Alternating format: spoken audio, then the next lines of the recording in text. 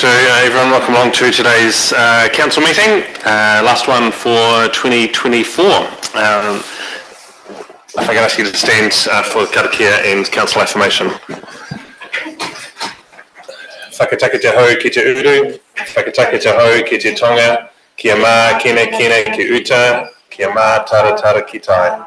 Ihi aki ana te atakura, he tio, he huka, he hauhu, tihei mauri ora. Let us affirm today that we as councillors will work together to serve the citizens of Selwyn District, to always use our gifts of understanding, courage, common sense, wisdom and integrity in all our discussions, dealings and decisions so that we may solve problems effectively. May we always recognise each other's values and opinions, be fair-minded and ready to listen to each other's point of view.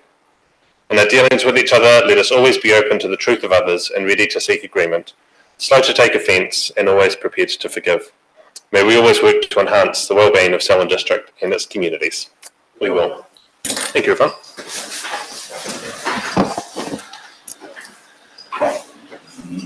Apologies for this meeting have been received from Bob, and we've got Phil joining us online today. Can I have a mover and seconder for those, Shane and Nicole? I also have to pop out for about 3 o'clock. Okay, thank you.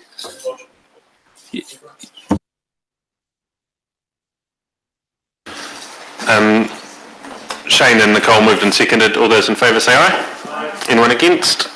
Declare it carried. I haven't seen any extraordinary business other than the stuff that's on the agenda today. Any conflicts of interest people want to raise ahead of any matters on today's agenda? Shane? Yep, thank you, Sam. Just two from me. Although there is no conflict, I'll step back from the alcohol tab 10 as part of the DLC member, and tab 11, Anzac, I'll step back from that also, being an executive for the Ellesmere RSA. Okay, thank you, Shane. This afternoon we've got a couple of three public forum, and then we've got some external presentations that are being given to us as well. Just due to time constraints, we've often used a 10-minute public forum process. Today, that's 5, and moving forward, will likely continue to be 5 for our public forums. But if there are subcommittee meetings that have public forums, it'll be up to the chairperson in those subcommittees to determine the length of the public forums. But today we have Daryl Hall, followed by Elizabeth Beattie, who I understand is joined by Kevin and Barbara, and then Denise Carrick. So Daryl, welcome along, and front of the room there's yours. The right-hand button on the microphone. Yeah, there you go.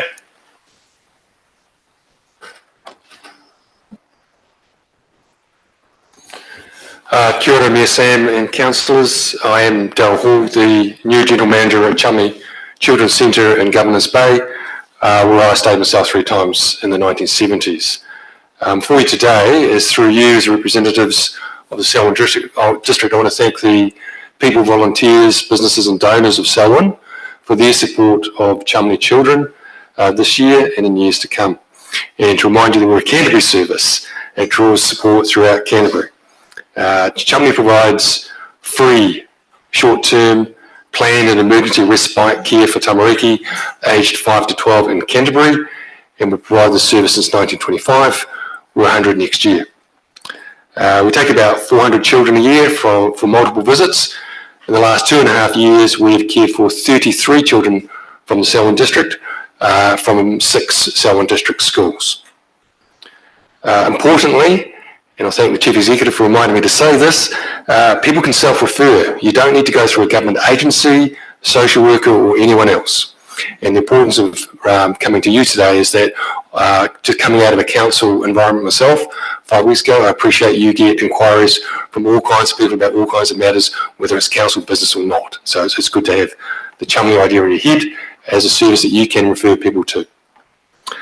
So the children stay at our centre at times of family stress, whether a parent needs to get through some sort of mental health issue, whether it's a grandmother looking after multiple children who just needs a bit of time to rest, those sorts of problems. So we're much more at the top of the cliff managing problems rather than waiting till things have fallen apart and tidying them up at the bottom. That's where we do our best work. But we also do work out in the community through our whānau ora navigators, social workers and youth workers for those children that are a bit more close to the edge. So we do that as well. When their children stay with us, they get 24/7 support. We have a kura. They're very structured in terms of meal times, behaviours, just the sort of basics you want for all children, which they may not have always had access to. So our respite service gives families a chance to breathe and make better decisions for themselves. We cost around $2 million a year, and we get about 20% and decreasing from the government, and the 80% is from the trust and donors and so forth. So the point of coming here is to thank them through you, because sometimes they don't crave recognition, but it's good to say this in this forum. Lastly, and again, I want to remind the people of Selwyn through you that we're a free service for you. We have children from all the way from Kaikoura through to Waitaki, and we've got a bit of a gap. We think we should be providing more service to your children because you're a little bit, there are fewer children here than, for example, in Waimakariri, and that's an imbalance I want to address. So I want to make sure we get to all the rural communities and farming families to say we're there for them. Thank you and Merry Christmas. Yeah, good, Adele. Thank you for the work that you do and the care that you provide for families. Councillor, is there any questions that you have?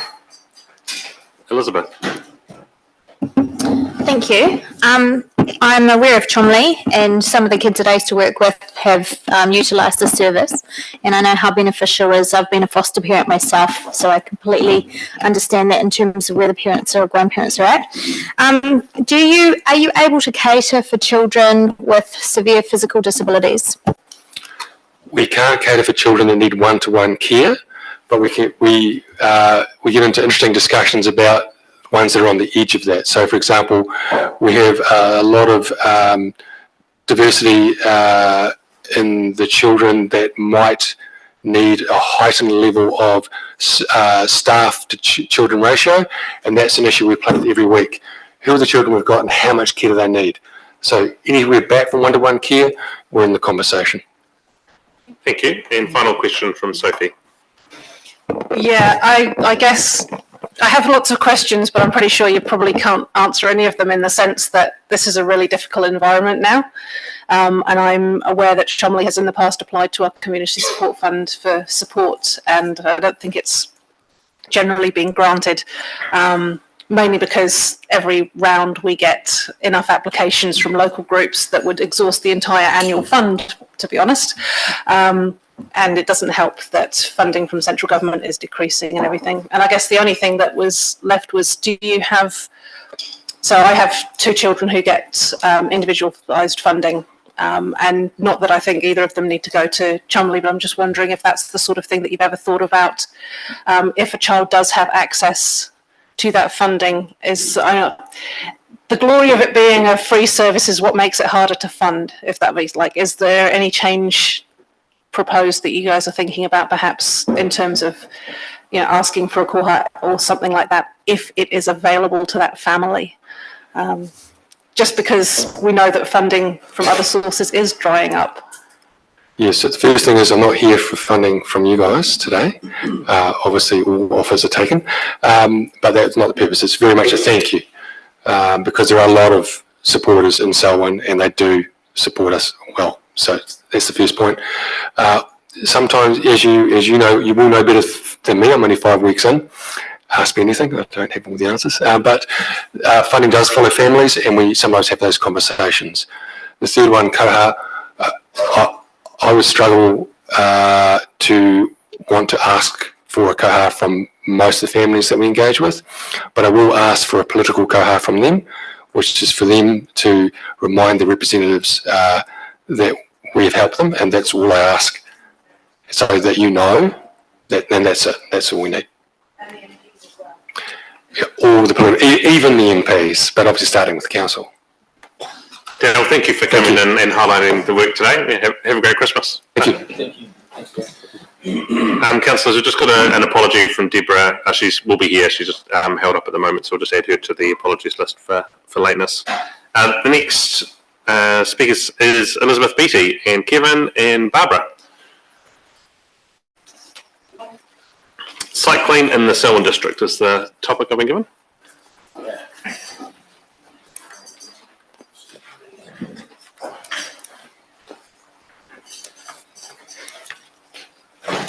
Tēnā koroa, thank you for coming in today, and look forward to your presentation to us.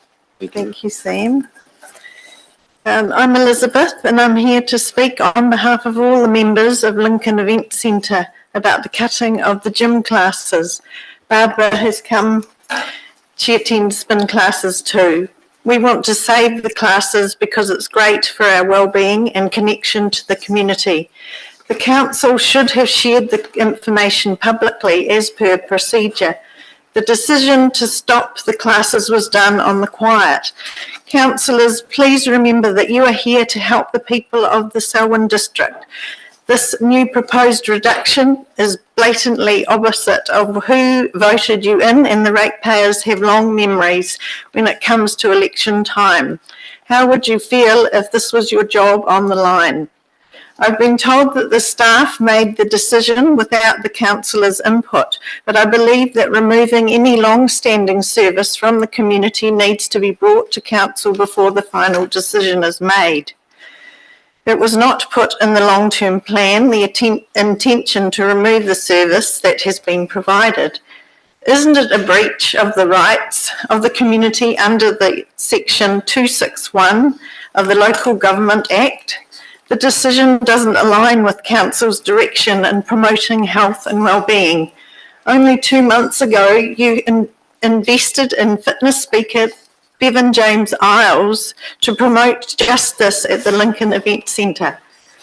The Selwyn District Council want to promote people cycling instead of using cars. Therefore, by attending spin classes, people are better prepared to utilise cycleways that council have so heavily invested to reduce cars on the road. This decision doesn't align with what you are promoting. At the Lincoln Event Centre, the classes are full or mostly full, sometimes with wait lists, and bookings are made a week in advance due to its popularity. There are short blips when people are ill or during the winter months or travelling.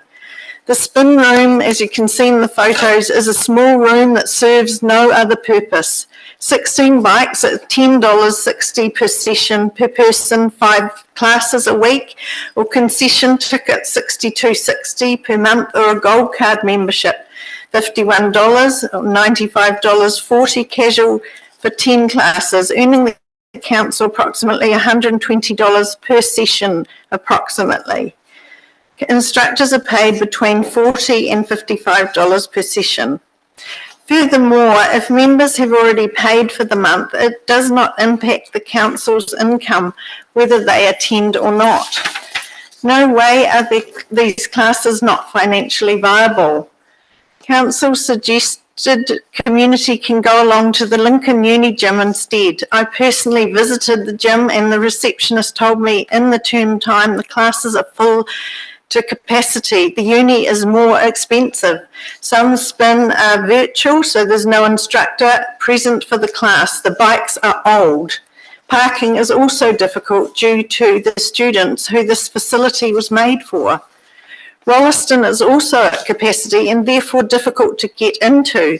It is also too far to drive, increasing emissions, travel costs and time. I actually checked the timetable yesterday and quite a few are full and waitlisted. There are no cycle classes in Leeston. We are a gym family, relationships built and maintained in the community, support and caring within our own community. We love getting together, getting fit and getting together socially. My gym family helped me through my husband's illness, as is Barbara's support while she is nursing her husband. This is our only time for us at the gym so we can continue to support our partners. The reason you provided for closing the classes, you need the space. As you can see in the photos, it is a cupboard. The cost, number 2, cost to members. The university is more expensive to attend. Noise, number 3. At 6 in the morning, there's nobody else there, and 8:15 on Saturday, it's finished by 9 for the ballet class to begin. Number 4, old bikes. There's absolutely nothing wrong with the bikes. The bikes at uni are way older. Have you seen them? Number 5, cost to the Selwyn District Council. You already have the membership, so what is the problem? The money is already in your pocket. Solution. I understand that the Selwyn District Council are cancelling the Sunday pump class at LEC. Therefore, there is an opportunity for SPIN to pick up additional class participants from that class. I have consistently noticed that LEC has not been advertised well in the community, if at all. Promoting the classes through advertising would help. The increasing new population do not know about the classes. I understand that $12,000 has been spent on advertising. Where was this used in promoting the classes? Perhaps a flyer would be cheaper and more effective. Have you considered getting a company to sponsor the event centre, especially if you're so pressed for cash? That way the sponsoring company can get free advertising and establishes a role in supporting the community where the council has fallen short. Please reconsider your decision. Your decision will have a domino effect on everyone. By keeping us fit, it keeps us out of doctors, hospitals, which helps the government cost too. By keeping fit, keeps us well at our workplace, mentally as well as physically. Please reconsider your decision, and thank you for your time. Thank you for that. I wondered, are we able to have a copy of what you've read to us as well, and that can be included for today and shared with the councillors? There's one that's not here as well for his benefit. Thank you. My name's Kevin Logan. I've been attending the spin classes for the last 2 years. It's a wonderful class. Great people. We meet socially for coffees, and it'll be a great shame to lose it. Now, the proposal at the moment, just for the spin classes alone, there's 22 classes per week on the calendar for all classes across the range. The proposed classes are now to reduce from 22 to 7, and that means 8 classes of spin per week are gone completely. Now, we accept to a certain degree some classes should be maybe reduced because of the lightness of them, but to completely cut the whole class to 0 is just terrible. And I think it's a bad decision, and it's short-minded by the council, and the fact that the Lincoln area is growing immensely and you're cutting the classes right out. So generally, I think you should change the name from the Lincoln Event Centre to the Lincoln Business Park, because that's the way it's looking. To the community, it's terrible. And I support what Elizabeth said. Thank you. Great. Thank you both for coming in today.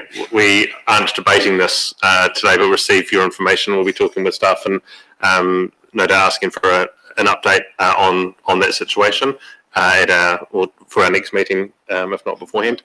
We've got time for one question. Elizabeth? Hi, thank you for that presentation. Just wanted to clarify, was anybody in the spin class given a questionnaire or asked any questions prior to the decision being made? No. Nothing. Cool. Well, thank you for coming in and presenting that to us. And if I could keep a copy of what you read out, that would be really helpful. Thank you. Thank you for your time.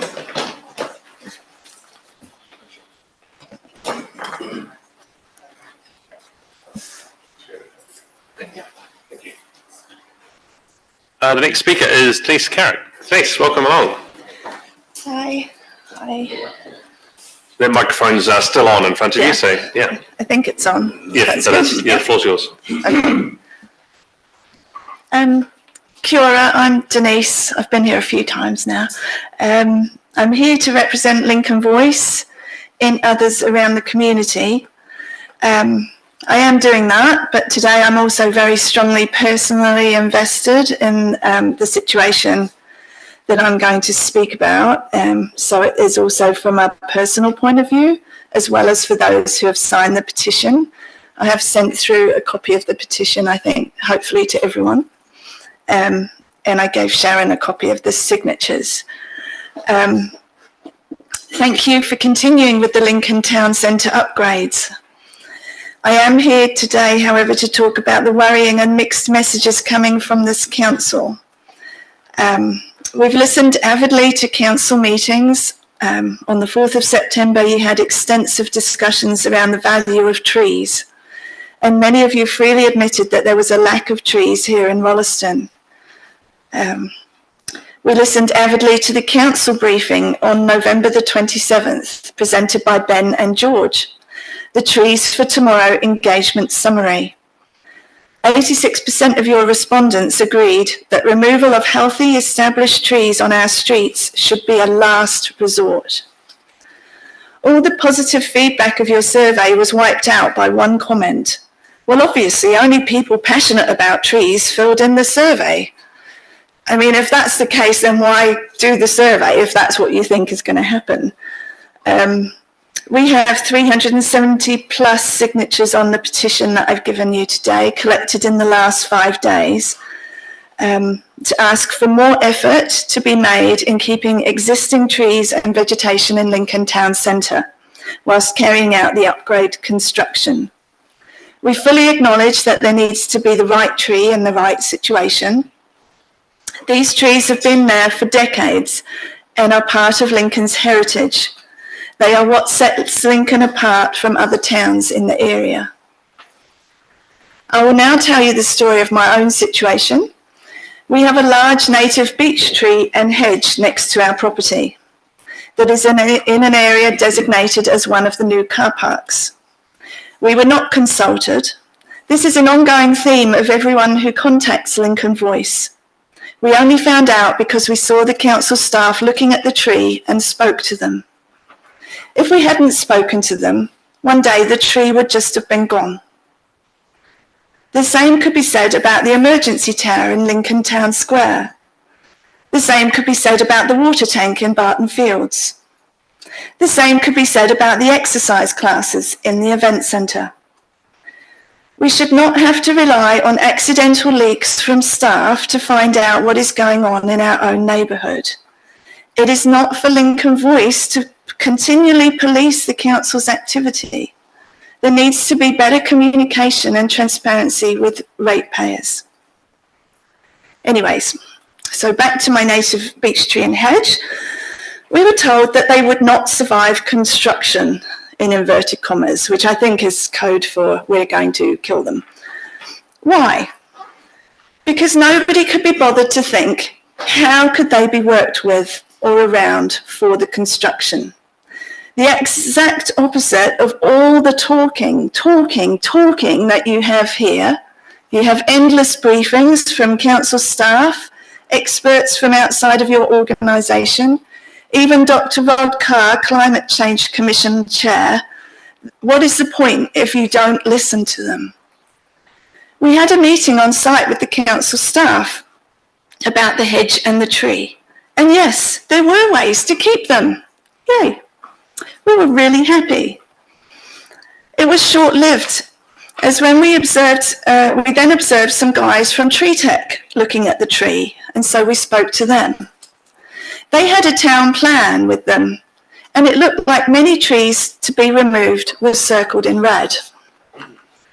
They said that they were surveying on behalf of the council as to which trees were to be removed. They said that the beech tree was still listed to be removed.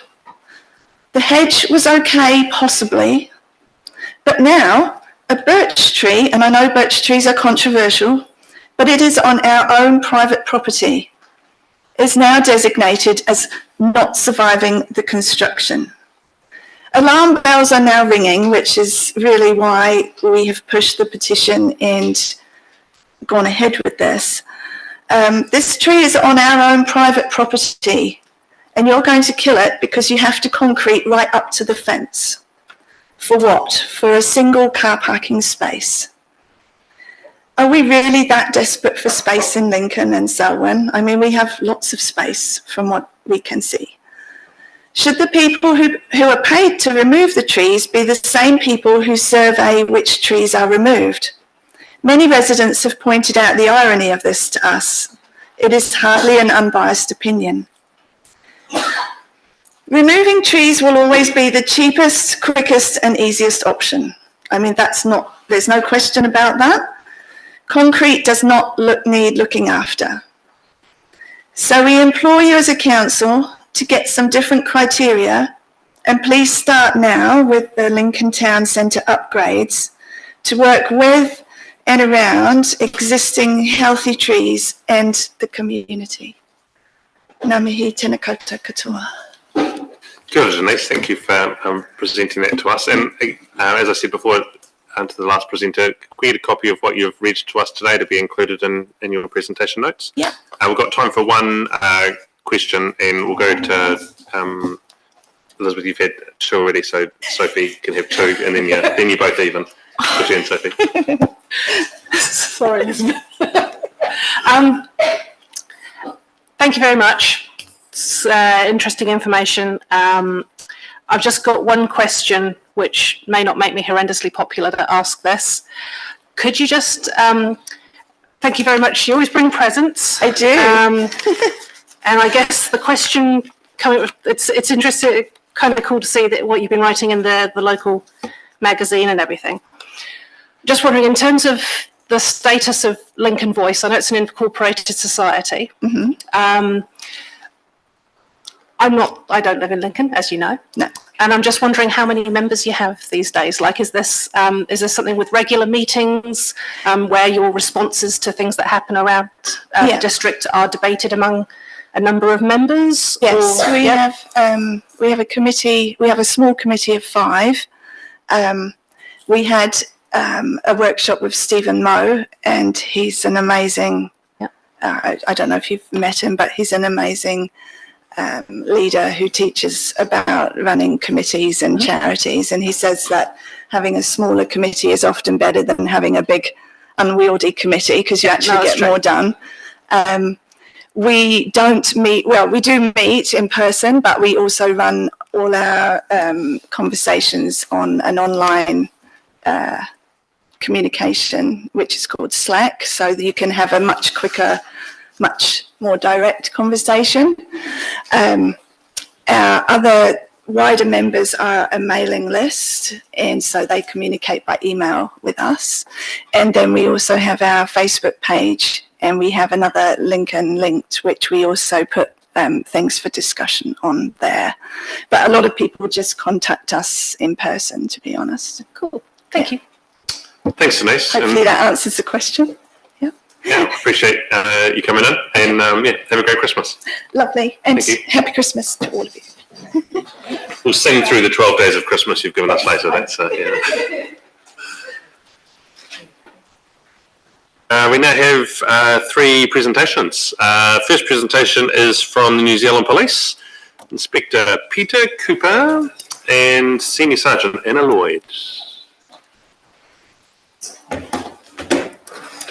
You want me to fill the space while you get that on? Okay. Kia ora everyone, thank you for the opportunity to come and speak. We won't take too much of your time. First of all, just want to acknowledge that our relationship with the Selwyn Council is very rewarding, and we always feel that we have the community's voice from council members that we interact with, sometimes daily, sometimes weekly, and we always get very good and positive feedback generally from council and the members, so that's always heartening for us to be able to do that. Today we thought we'd just steal a bit of your time and just go through some of the new legislation, which Anna will speak to in a moment, and that's our new gang legislation. It's topical. We just want to make sure that everyone realises what our new powers will be and what our limitations are and how we will be interpreting it to make sure that it keeps the community safe and our own staff safe in what is a highly volatile situation for dealing with some pretty hardened criminals. Just as an example, and just some things you may have seen recently, we're good at naming our operations. So we had a very intense operation just before this legislation came in on our local Mongols fraternity, for lack of a better language, and their anniversary run, which was expected to have over 250 members attend, giving our great inventiveness. We called it Operation Handlebar, go figure that one.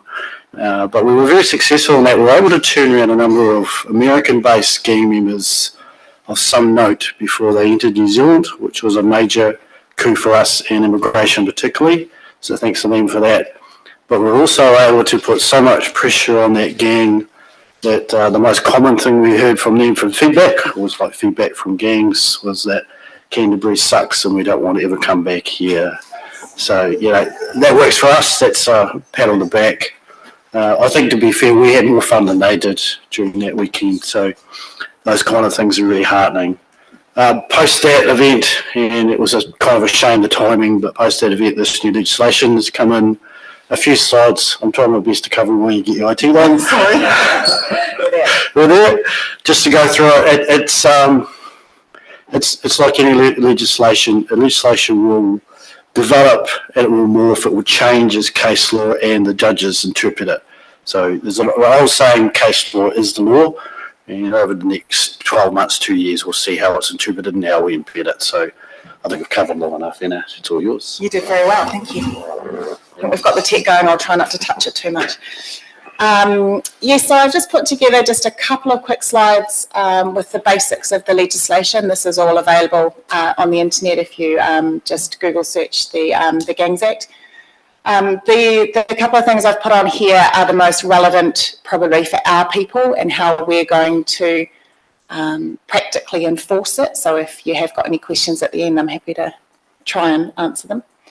So I've just popped up the purpose of the Act there to reduce the ability of gangs to operate, cause fear, intimidation and disruption to public. And probably the key piece that there's been lots of media around is the gang insignia, patches, what that looks like. The first thing that our people can now do, there's a prohibition on the display of that gang insignia in public places. So a person commits an offence if they knowingly, without reasonable excuse, display it. So what we're talking about here are things like the obvious, the gang patches. There is also supporter gear is covered in the legislation as well. There's 32 named gangs in the legislation that we'll start with. So some of them are in the South Island, some not, but they're all named there. How we will police it is going to be very interesting as we work through the legislation. A metro environment is going to be quite different to some of our smaller rural communities where we've got a 1, 2, 3 person station. Our staff safety is going to be paramount. So whether they can do something about it at the time or whether they move into an evidence gathering type of position, we have a gang disruption unit has been set up. They will service the South Island. So if our people aren't in a position to deal with it immediately at the time, then they can send it through to the gang disruption unit, who will then be able to do search warrants on addresses to locate and seize any gang insignia. As I've noted there, metro versus rural environment, some of the challenge that we have there. The exceptions are already coming out. So we have heard of patches being tattooed onto backs, things like that, so that they can still take their shirts off and display their gang insignia. We can't do anything about tattoos, be them facial on their backs, wherever. We're also working through what it means in terms of colours. So most people will recognise some colours as being effectively supporter gear for some gangs, so colours don't come into the legislation. A dispersal notice is also something that our people now have the ability to issue if they suspect that the person is a gang member and is one of 3 or more gang members gathering in public. So just noting that this legislation all relates to public places, so if somebody is on their private property but can be seen from the street, we have no power to enter the property and to enforce the legislation. So the notice is to disperse. So we do have the power of detention while we issue those notices. We can arrest for non-compliance. Again, I haven't actually heard of any of these being issued yet, so we'll just have to see how they play out. The last piece that this is more about the judiciary, a non-consorting order. So non-consorting is something that can be issued to an individual by a judge upon conviction and sentence. Again, I haven't heard of any of these being done yet. we'll just have to see how that plays out. So there can be exceptions to it if people are working, if they're in a workplace together. There are some exceptions there, so we'll see how we go. So the gang disruption units, as I said, we have a gang disruption unit based in Christchurch who will service our South Island districts and are available to travel and assist particularly our smaller, probably more rural communities. Some of that. There is 2-3 others set up in the North Island as well to service the North Island districts. And that is the key points from us. So we're happy to take any questions. A lot of this is, we'll see how it plays out, but this is what you can expect to see our people doing. Thank you. And I know this is gang related, but I guess police numbers in Selwyn is a key part of being able to enforce and work with our communities on the legislation. So can you just update us on how is 24/7 policing been and going, and how are we looking? The numbers for Selwyn are well below the numbers per population for South Canterbury, and so we are actively looking at making sure government investment in our district matches, per population what we would expect in other places around the country. But because we've grown so fast, we often haven't seen the government investment keep up with that. So just your thoughts on where we are with those numbers, and Pete, how you're shaping up future of the force for next year. Should we go on that one? It would be fair to say that policing, like any government department, is very reactive when it comes to demand and issues that come up in the community, and this scenario in Selwyn is a real example of that. You can see what the tide of population will bring and the demand will bring, yet our focus in policing, to be fair, has probably always been towards Auckland and the North Island, so we're in that national context of how we resource and get the message across. Thankfully, we are making traction in that space to get more and more staff to the demand. As you well know, the demand in Selwyn is reflecting your population increase, and we use the analogy around our department that Selwyn will be the size of Dunedin before a blink of an eye, and there are significantly more staff in Dunedin than there are in Selwyn, and that is our push point. So our 24/7 is pretty much embedded. What we are now looking to do is how we add to that. Some of our other resources that we share through Christchurch, it's the time to think about embedding them in Selwyn full time. So there is conversations still going on around having permanent dog teams based here, an investigation team, and more of the assets that are now encapsulated in Christchurch, getting them to spread out. And that will be an ongoing conversation for the next year. And we're hopeful and quite positive about the noise, and a change of commissioner is helpful in that he is a very operationally focused individual, was an area commander and was a district commander, and knows the pressure points and what this will be. As with many things, I think, and so on, it's hard to get national level government to understand that this blip of Selwyn growth isn't going away and it's a real thing. We suffer a little bit from that, but we're hopeful and quite positive about our future in getting a really substantial. Thanks. And we appreciate the MOU we have with police as well around finding emergency services hub and working on spaces for you to operate from as well. Question from Malcolm, and then Shane and Elizabeth. Yeah, Peter, what constitutes a gang? I mean, we've got the larger gangs that we see in the media a lot, but there are smaller gangs, the east sides, the west sides, and does Lincoln Rotary have to be worried? The definition of a gang is a wide one, but simplest way I would interpret it, I think you'd be okay in your Rotary meetings for a little while. Depends on what kind of things you have on your agenda, but there has to be a common gathering and criminal intent behind them to show that they're not just gathering like your Rotary or Masons for a good purpose, but for a criminal orientated reason. The definition of the Act is quite vague. That's why they've gone to the extent of actually naming the gangs, and we can see that naming convention and the schedule being regularly updated, because there are Yeah, in this case, 32, was it 32 named gangs? And they're the only 32 that this will apply to. So they'll have to always be changed, and it's going to be an ongoing thing.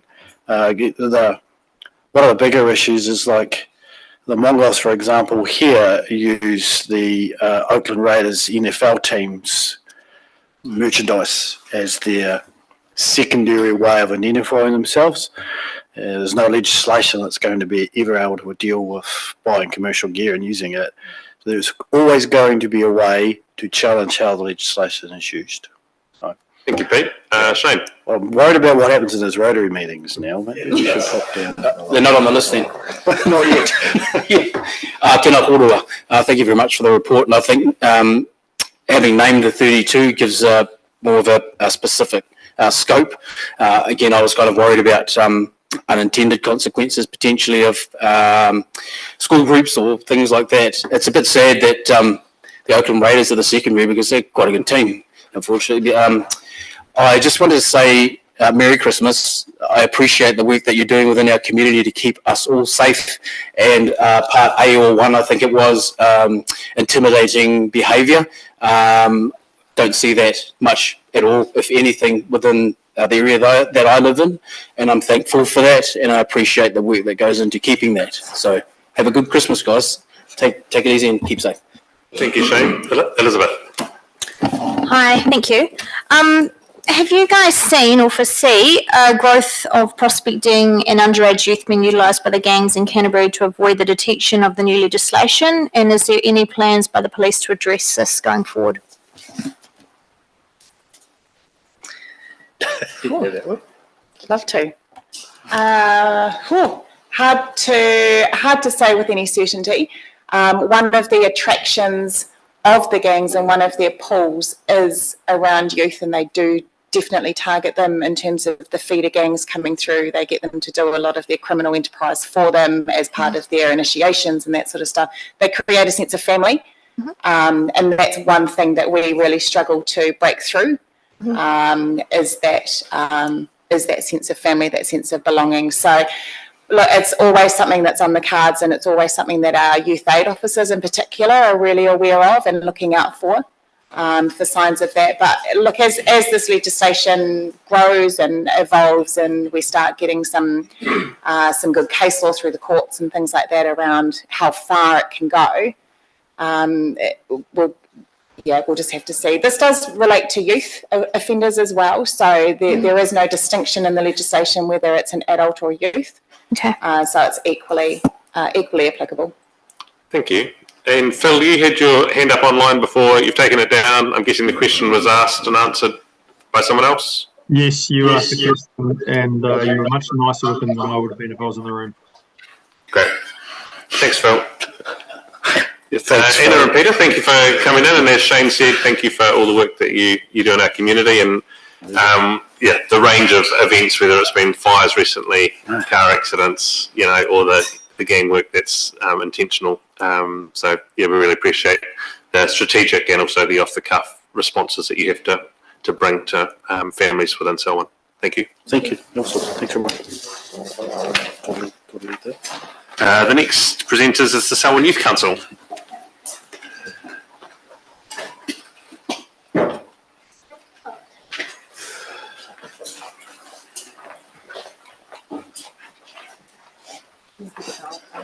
Drag up another chair so you can come and sit up.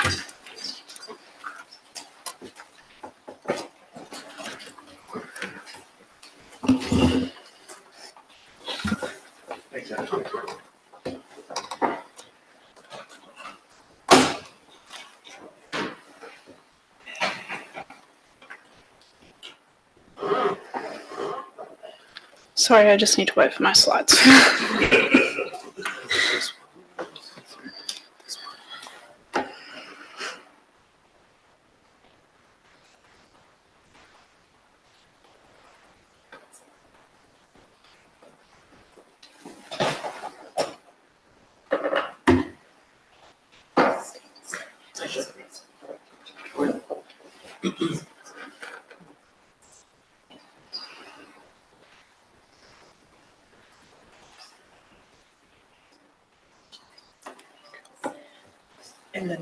Yeah, I need the notes. Yeah, I need the notes section, please.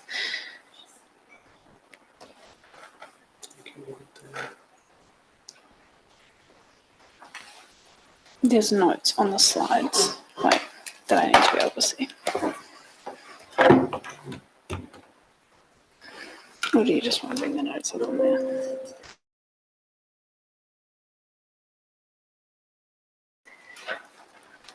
This one, that's good.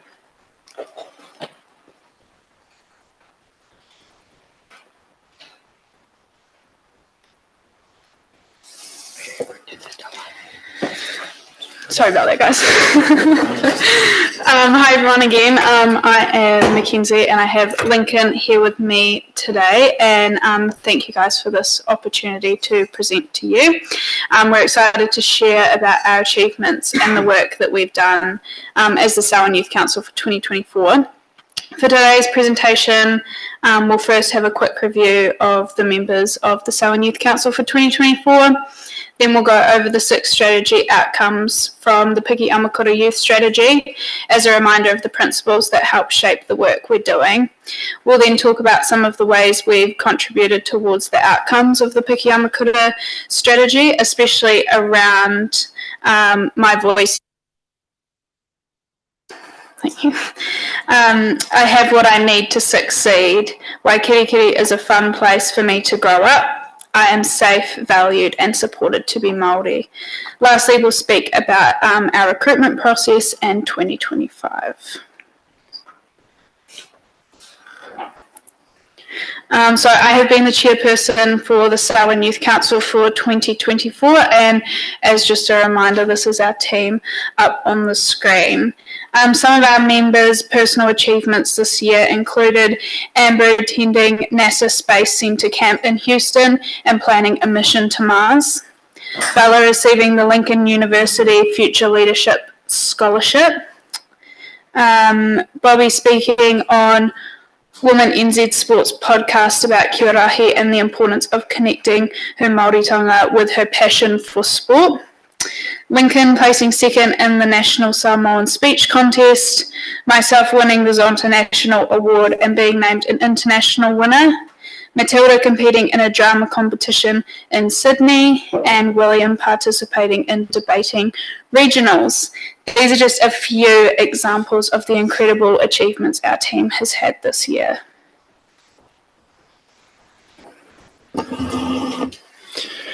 To kick things off, we thought it would be helpful to first revisit Piki Amakura.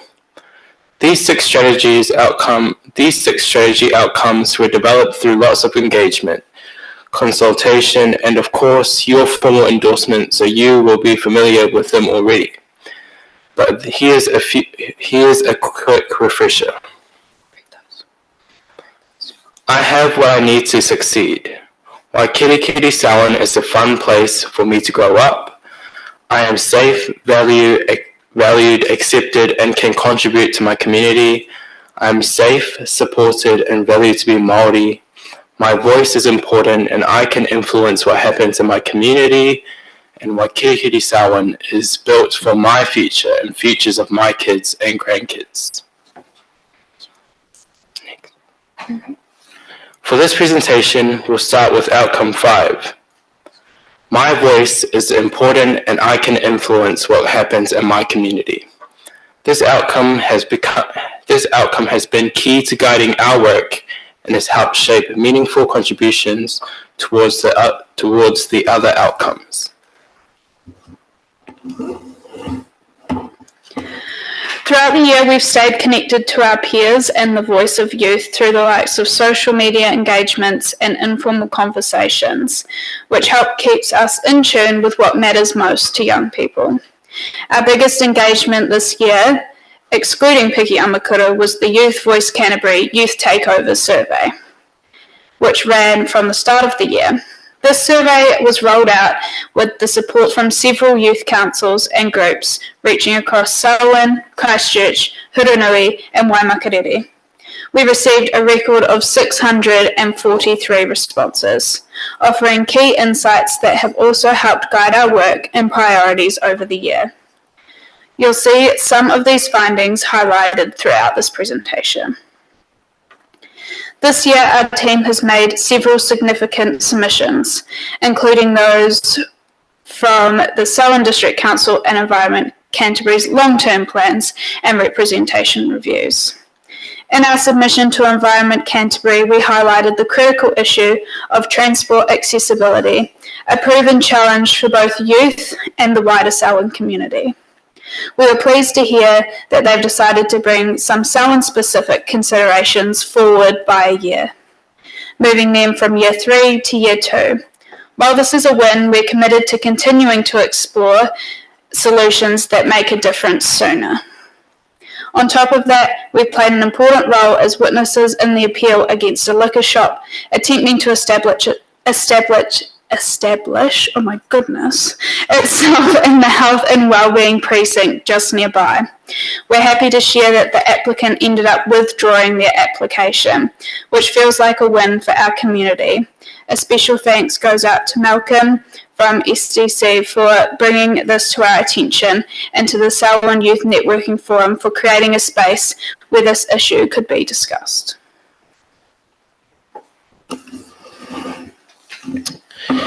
The Youth Takeover Survey also highlighted a significant gap in knowledge about how central and local government functions. This clearly points to the need for more education on how government works and how young people can actively engage and make a difference. To help address this, we developed Super Mayor, a game designed to make learning about local government fun and interactive.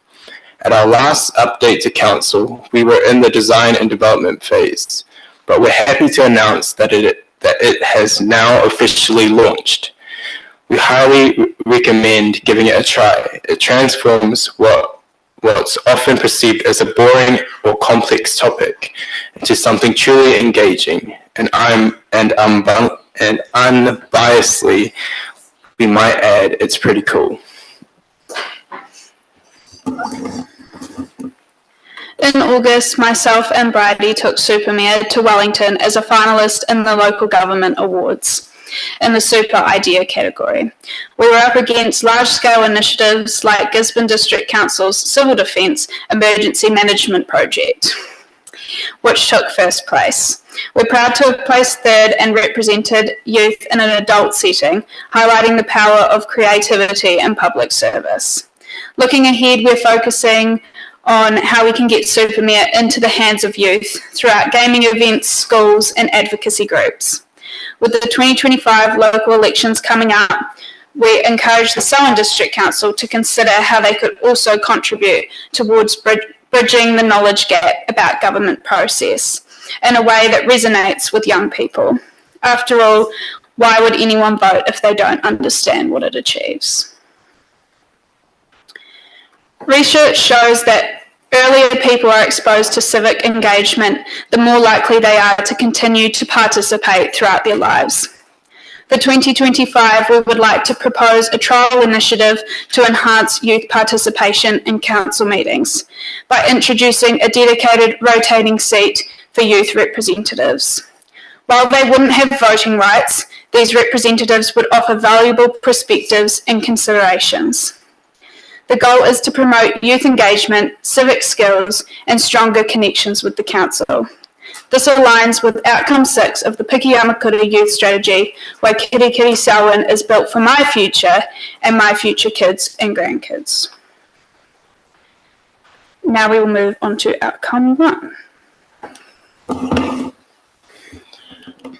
Some important issues identified through the Youth Takeover Survey are shown here, with the main ones being well-being and mental health, education, cost of living, and healthcare.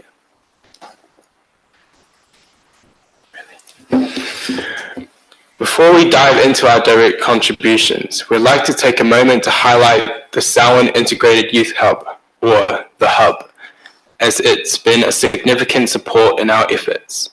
The Selwyn District Council recognised that one of the barriers to delivering services for rangatahi and Waikirikiri Selwyn was cost. It was also recognised that encouraging collaboration among service providers would help ensure quality and greater choices of programs and services for our rangatahi. In response, the council provided a very low-cost shared service delivery space within the Rolleston Community Centre, the hub location, for a 12-month trial period from July 2023 to June 2024. This initiative has since continued, and as you can see up here, these are the various partners who have been a part, largely all being new providers in Selwyn. A big thank you to the council for making this possible, as well as the partners for providing much needed services. Throughout the trial period, SCC conducted a research project in exploring the concept of a collaborative youth hub. If you're interested, we can provide the full report, but for now, we'd like to highlight some key findings. The research identified several benefits for both Rangatahi and the wider district. These benefits can be grouped into themes, which you can see here. For young people, providers have reported increased health and education outcomes for those accessing these services. There has been increased engagement in education and learning through One Partner's alternative education program. Not only have young people achieved gains in their learning and development, but many have also successfully transitioned into other education opportunities. This provision of services to a specific group of previously disengaged young people has resulted in indirect benefits to the district. While small in number, what is being achieved for this group of young people is vital to the overall health of them, their families, and the community as a whole. For parents of young people, a partner offering parental support has reported reduced levels of isolation for parents. Through participation in their services, parents have reported reduction in stress and positive experiences of connection and receiving much needed support. This indirectly provides important benefit for young people, families, and the district as a whole. Collaborative benefits to providers through events and program-based partnerships including things like skills, workshops, the driver's license series, the common health games, and the fresh events. In addition to this, there was a fostering of collaboration through the forums, collaborative partnerships, and stronger connection between teams at the council who hold responsibilities for youth. Regarding the district as a whole, there are other benefits through participation in the hub, and this includes the provision of services for young people, not just in Rolleston, but across the whole district. One provider reported that the numbers of young people engaging from surrounding areas was way higher than they expected. The overall benefits are aligned to the 6 outcomes detailed in Piki Amakura.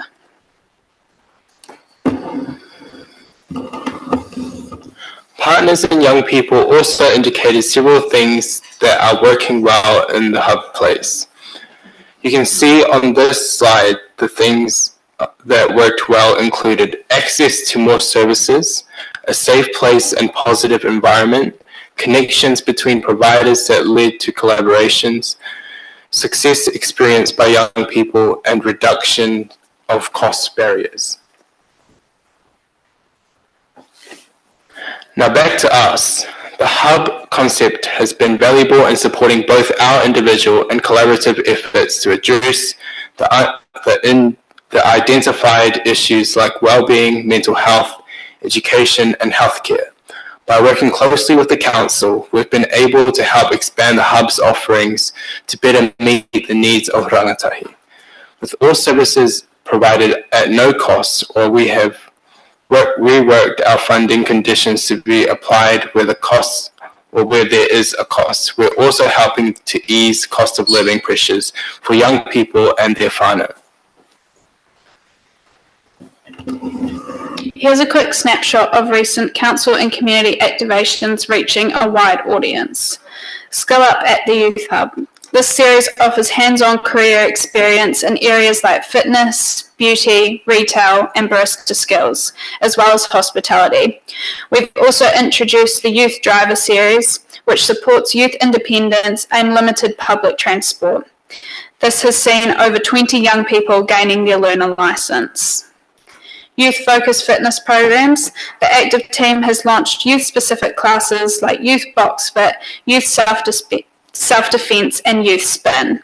We love seeing different teams recognising and tailoring programs for our young people. Support for adults. Recognising the role of adults in our lives, we've run sessions for them as well, like workshops for adults on parenting, addiction, critical thinking. Our most popular by far was the topic of neurodiversity, which we passed on to the libraries team for more exploration. We're also collaborating with the Positive Youth Development Project to bring this to Selwyn, both for parents and professionals. The growing uptake of these sessions is a sign of the community growing in youth inclusion and consideration, which we love to see. Now looking at outcome 2, Waikirikiri is a fun place for me to grow up. As you can see, youth-friendly events ranked as the top interest when we asked what types of events young people would like to attend. In response, we partnered with youth and cultural development teams, developments event brand Fresh, to bring their popular events to Selwyn. Looking ahead, we'd love to collaborate with local groups, whether that's through large events, helping us host events, or something as simple as organising a sausage sizzle at the skate park. We encourage you to reach out to your communities and see if there are any local champions interested in creating these opportunities for our rangatahi and connecting with us. Here is just a sample of some of the events we have run, as well as the ones in collaboration with Fresh. And here are some of the ones coming up. We've got a golf event in Rolleston and pool parties in Darfield and Southbridge. Now on to outcome 4. I am safe, valued and supported to be Māori. As a group, we are committed to the inclusivity of Te Ao Māori reflected in the 2 key provisions in our terms of reference. Te Taumutu Ruranga representation, a dedicated seat ensures that the whenua's voice are presented. Te Taumutu Ruranga selects a rangatahi to be a representative for them. And our commitment to Te Tiri o Waitangi. Our training includes the treaty training, aligning us to uphold treaty principles, foster culturally responsive practices, and build strong partnerships with rangatahi Māori, ensuring their aspirations help shape our decisions. Another great outcome of our collaboration with Fresh is their ability to attract Māori rangatahi. At surveyed events, over 30% of attendees identified as Māori, making this the second highest ethnicity represented, as shown in orange. This highlights the strong appeal Fresh events have with rangatahi Māori. This upcoming event, postponed from last week due to weather, is a collaboration with both Fresh and New Zealand Māori Golf, which demonstrates another way we're supporting Māori within our community through diverse and meaningful partnerships. We are also collaborating with the community services and facilities team to introduce Moko Sams at events. Along with these information cards to gently encourage exposure to and inclusion knowledge of Te Ao Māori within the community. Thank you to the CSF team for their openness and support of the idea.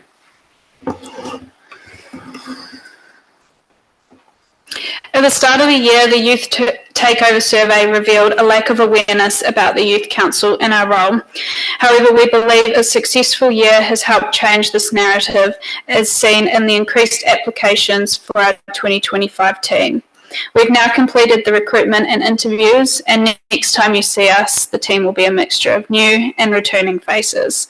While recruitment is closed, we still encourage you to connect us with young people who may be a good fit as we're exploring additional opportunities. And that's an overview of our year. We are incredibly proud of this year's accomplishments, from Supermare to record number of engagements to activations and opportunities for our peers. Thank you for listening to us today and for your ongoing support.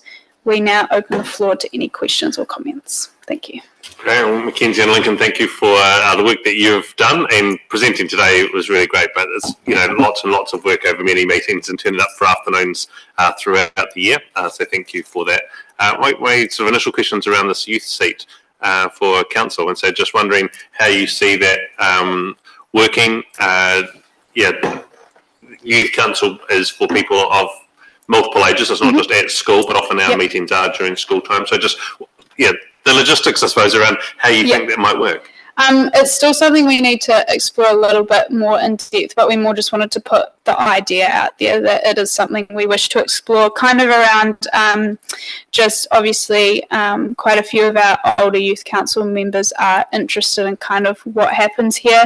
And as someone who sat on the representation review and getting to share my voice in that way was really awesome. So I guess we would just like to explore the opportunity of having someone, if they're available, being able to come and sit in on one of these meetings and kind of just share our insight. Obviously, there would be no voting included in that, but obviously also getting to hear the rest of the community present and hear what is also happening outside of our kind of little bubble.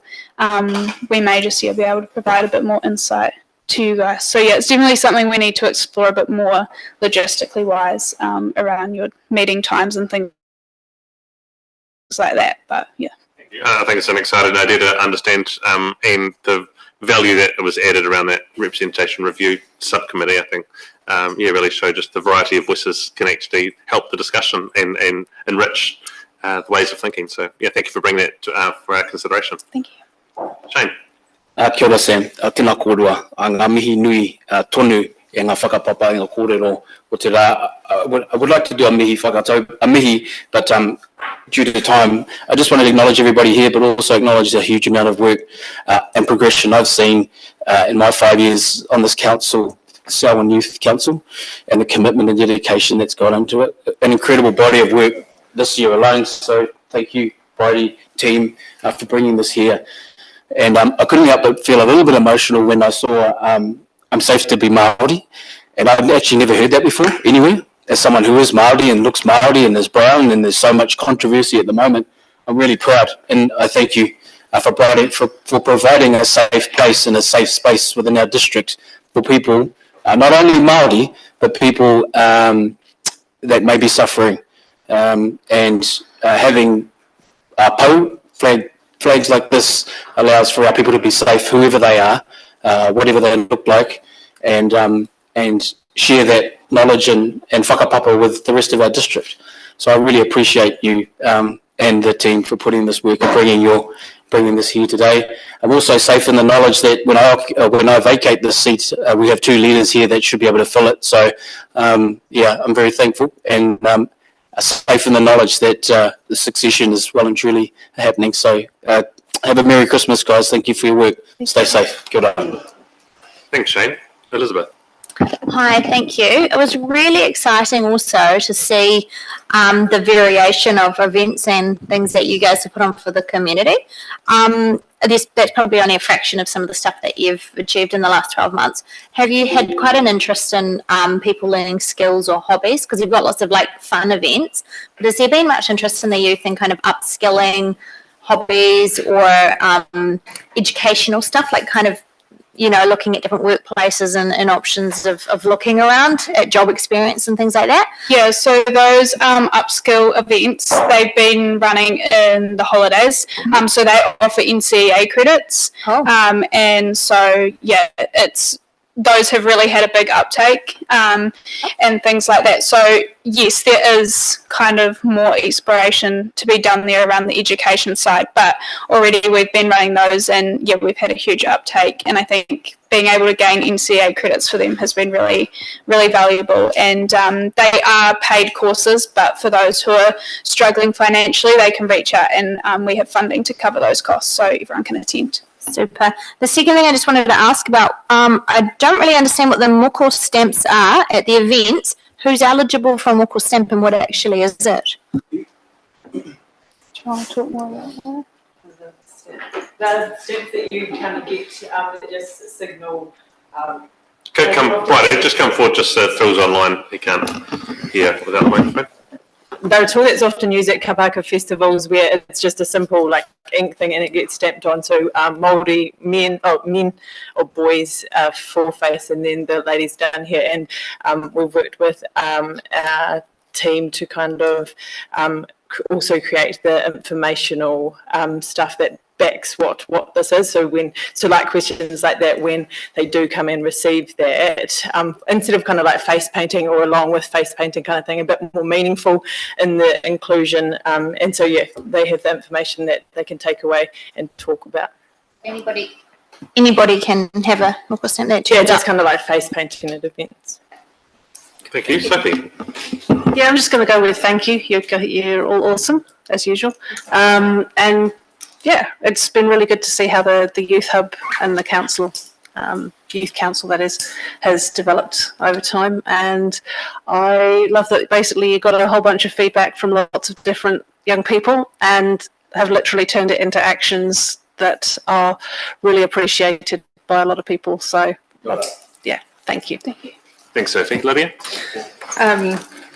You're talking about the seat at the table for the Youth Council. Believe you're off to uni next year, which means you might be available during the daytime. That person could look like you. Yeah, I am off to uni next year. I will be studying law and political science. So, yeah. Oh, congratulations. Are you both back on the Youth Council next year? So I will be stepping down as chair next year, but I will still be floating around the Youth Council. We'll go through a handover process at the start of the year for whoever the next chair is, which we're still working out. But yes, I'll still be floating around. Okay, Link? I believe I have one more term left in me, so. Brilliant. Well, thank you for all that you've done and presenting it to us today. We'll consider your request around a seat here, and yeah, wish you both a great Christmas and break over summer. Cool. Thank you guys. Merry Christmas. Thank you.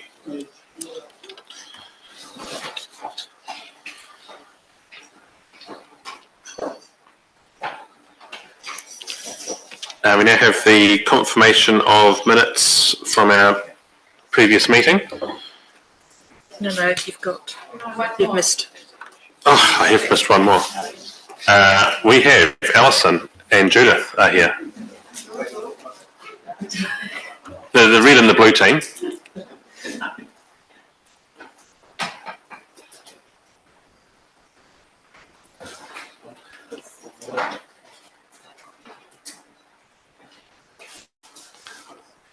Welcome along, Alison and Judith. Thank you for coming to present to us around Sister Cities.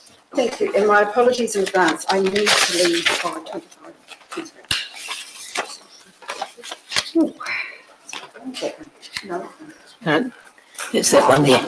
That one. Mm-hmm. They're both the same. That's us.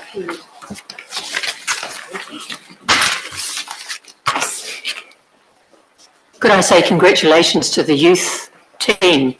A fantastic presentation, and obviously huge amount of work that they're doing. We can be proud of our young people.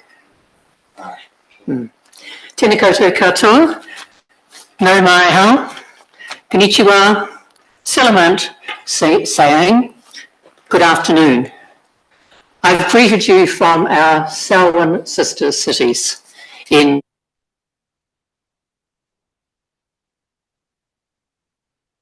with the good afternoon, and of course with Tyrone. Judith is the Deputy Chairperson along with Bob Mugford of the Selwyn Sister City Committee, and I am the Chairperson and have been now for a number of years.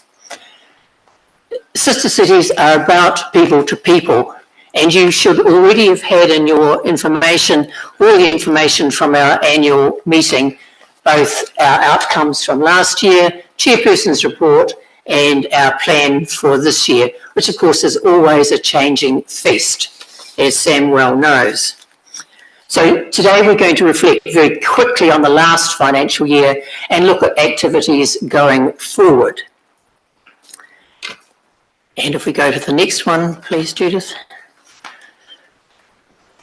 Oh, it would be nice to know where.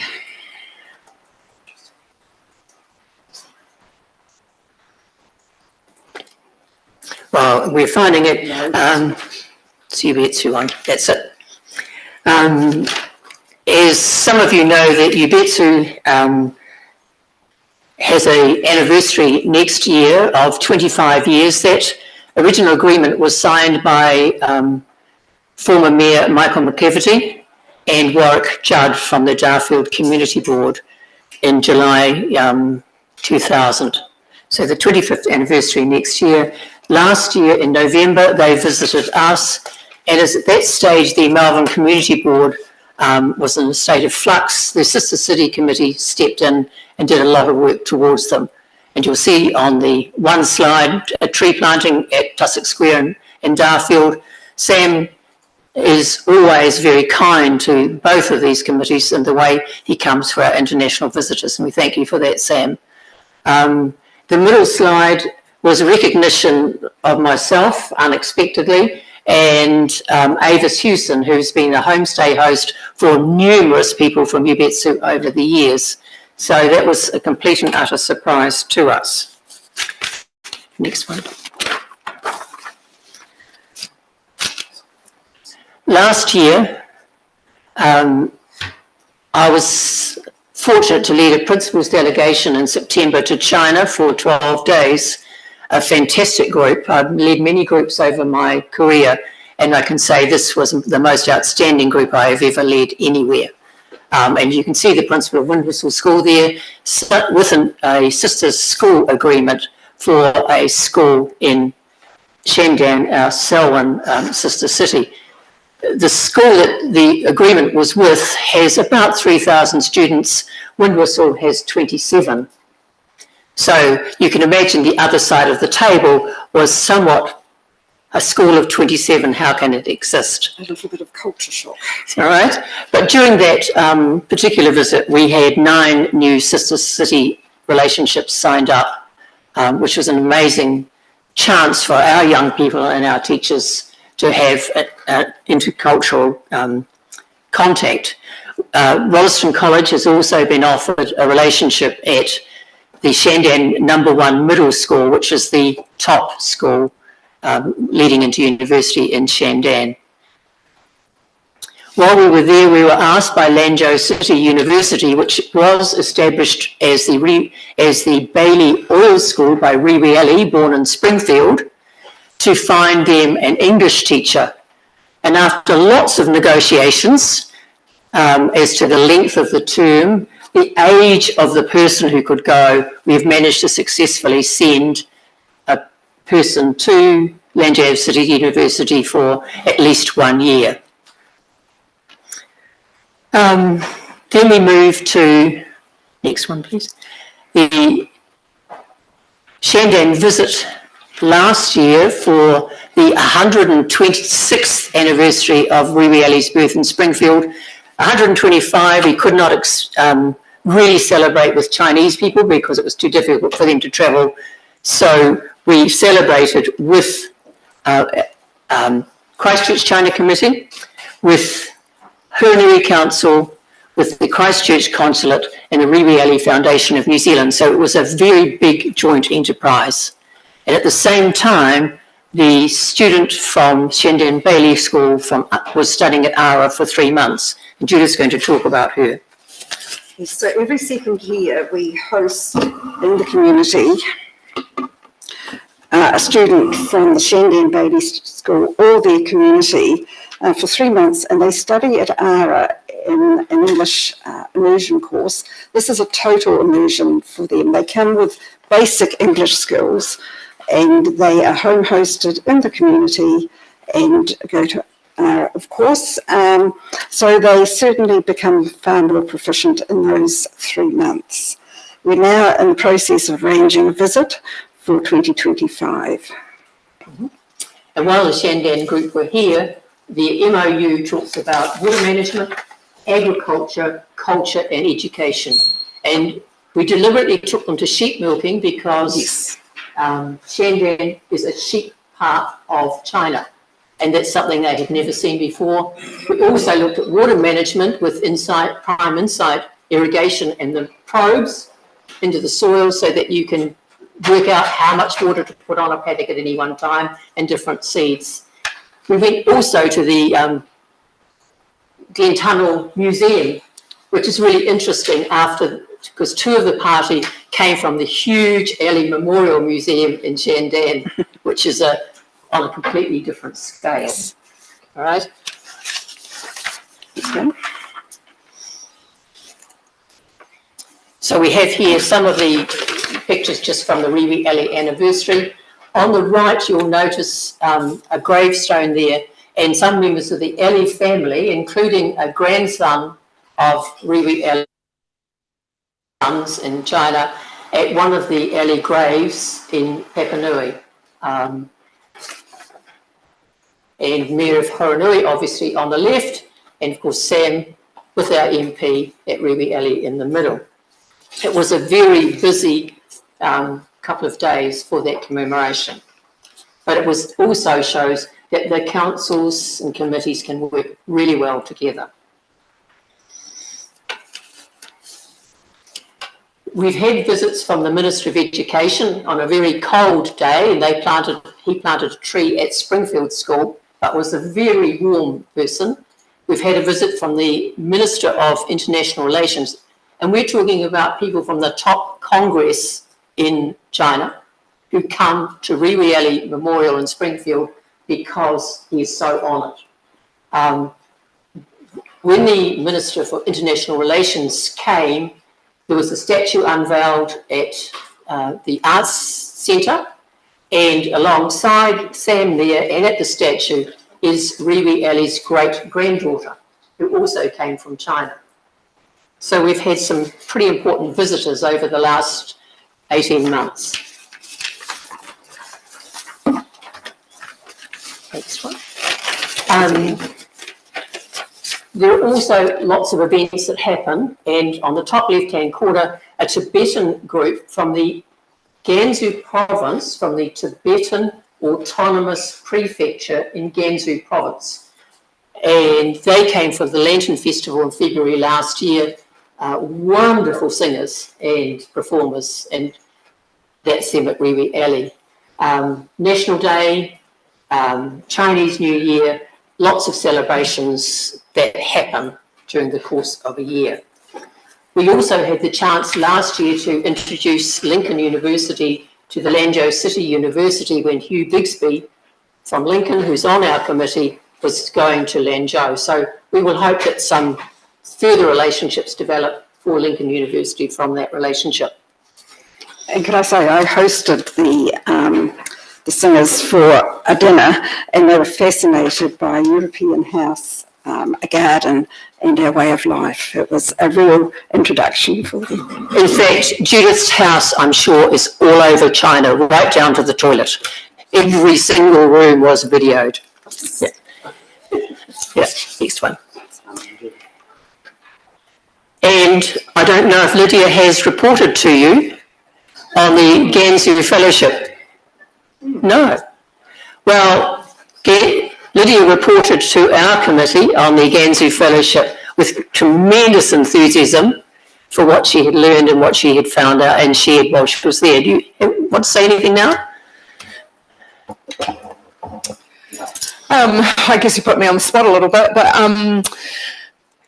I think it was a really interesting trip. I really enjoyed my time over there and actually learned a lot about Chinese culture, which I probably didn't really appreciate as much as what I do now. And actually, you know, there's a lot that is quite similar to the way that we work around, I guess, when we think about, you know, morals and how we put, you know, the sort of family, then there's extended family, then, you know, and it's followed by communities and whatnot. And actually, I think we kind of live our morals quite similar.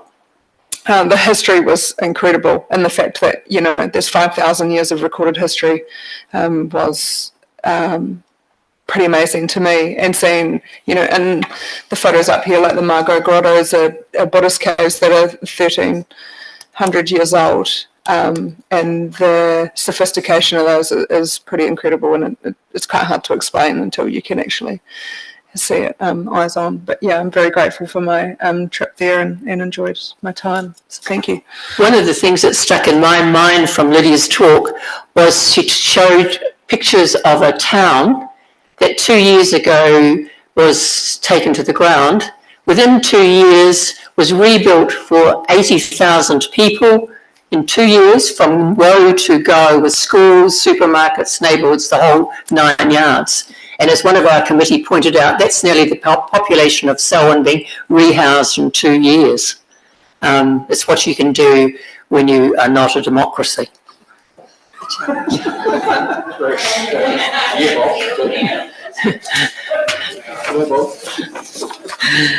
All right, we go to the next one.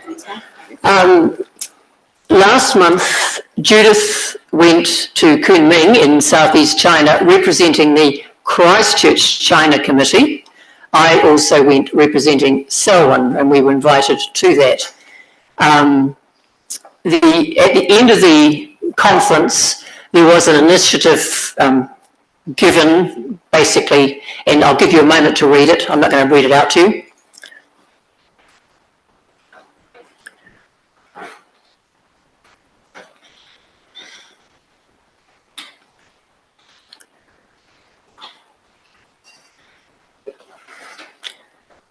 And I think we can agree there's nothing there that we would disagree with.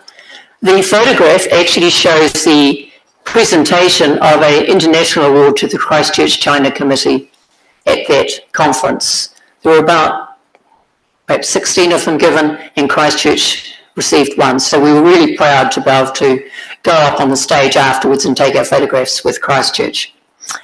The theme of the conference was Common Prosperity and a Shared Future, a two-way connection. And I picked up a few bits and bobs as I went through. In Shenyang in northeast China, they have made a policy that everyone should live within a 5-minute walk to a green space. And I thought that's really incredible for a huge city to come make that decision. The green spaces can be water parks, sports parks, and they aim to have 90% of the people within that 5-minute walk.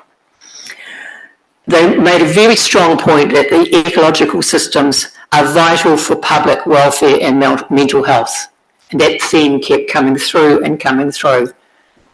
There was a person spoke from Barcelona about megacities, and now we didn't quite make the grade of being a megacity, but however, one of the things they talked about was nature-based planning and solutions to bring nature back into the cities. And I was interested to hear your Lincoln person talking about trees, because that was very strongly there about having nature reserves in cities, roof gardens, vertical gardens, sponge cities for floodwaters and so on.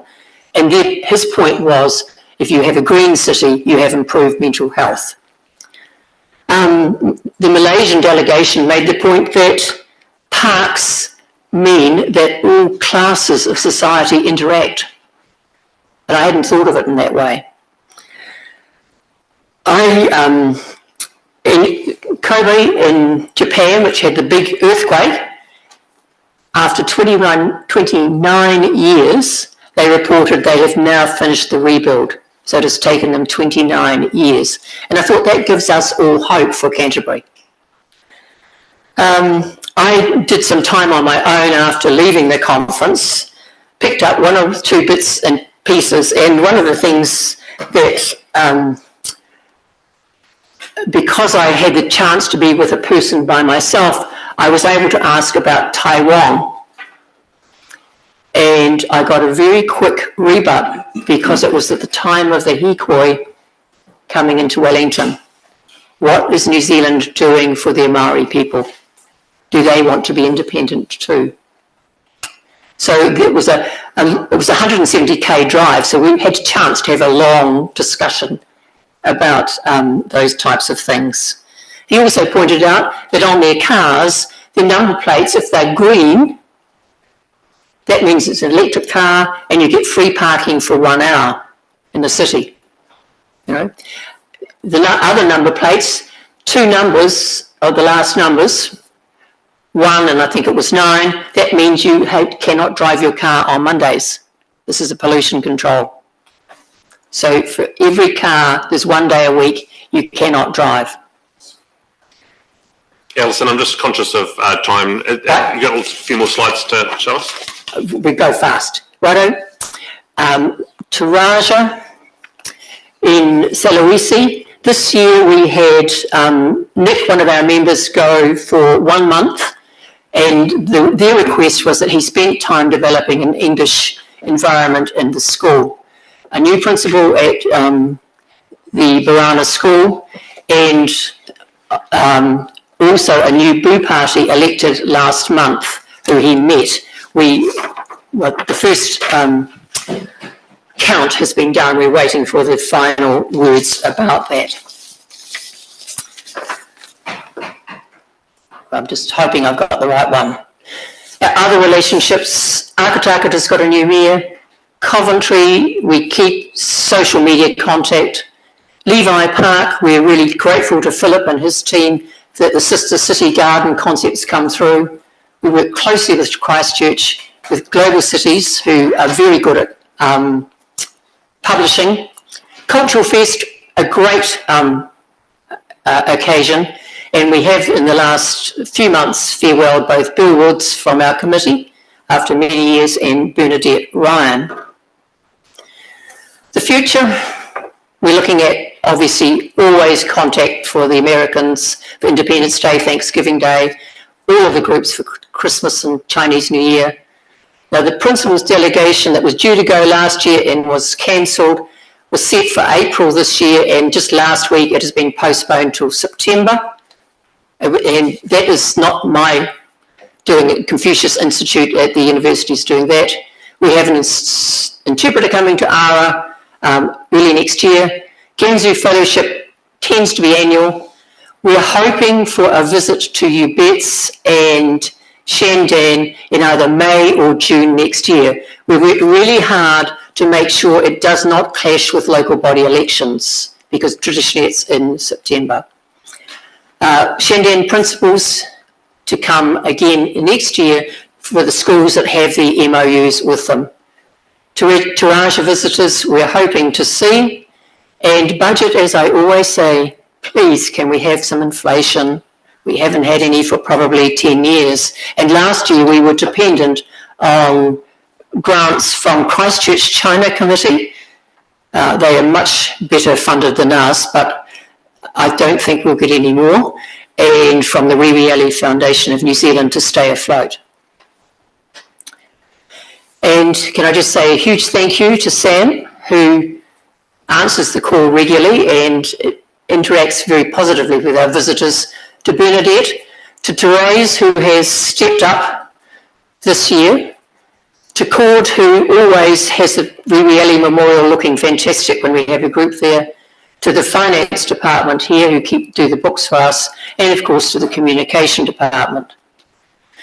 And I wish you all a Merry Christmas, Happy Holidays, and you deserve it. You work really hard, and we're grateful for your support. Remember, we have a Gansu visit tomorrow afternoon and evening. Thank you, Alison. Councillors, is there any question that you have of the presentation or of the work of the Sister City Committee? We appreciate the update, Alison, and the work that you put into those international relationships. So thank you, and have a great break yourself once we get past the visit tomorrow, and I'll see you at Springfield for that.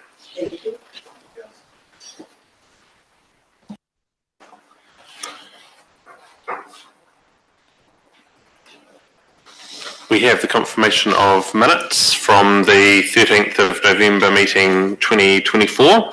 I'm going to have a mover and seconder. Malcolm moved and Shane seconded. Just have a question.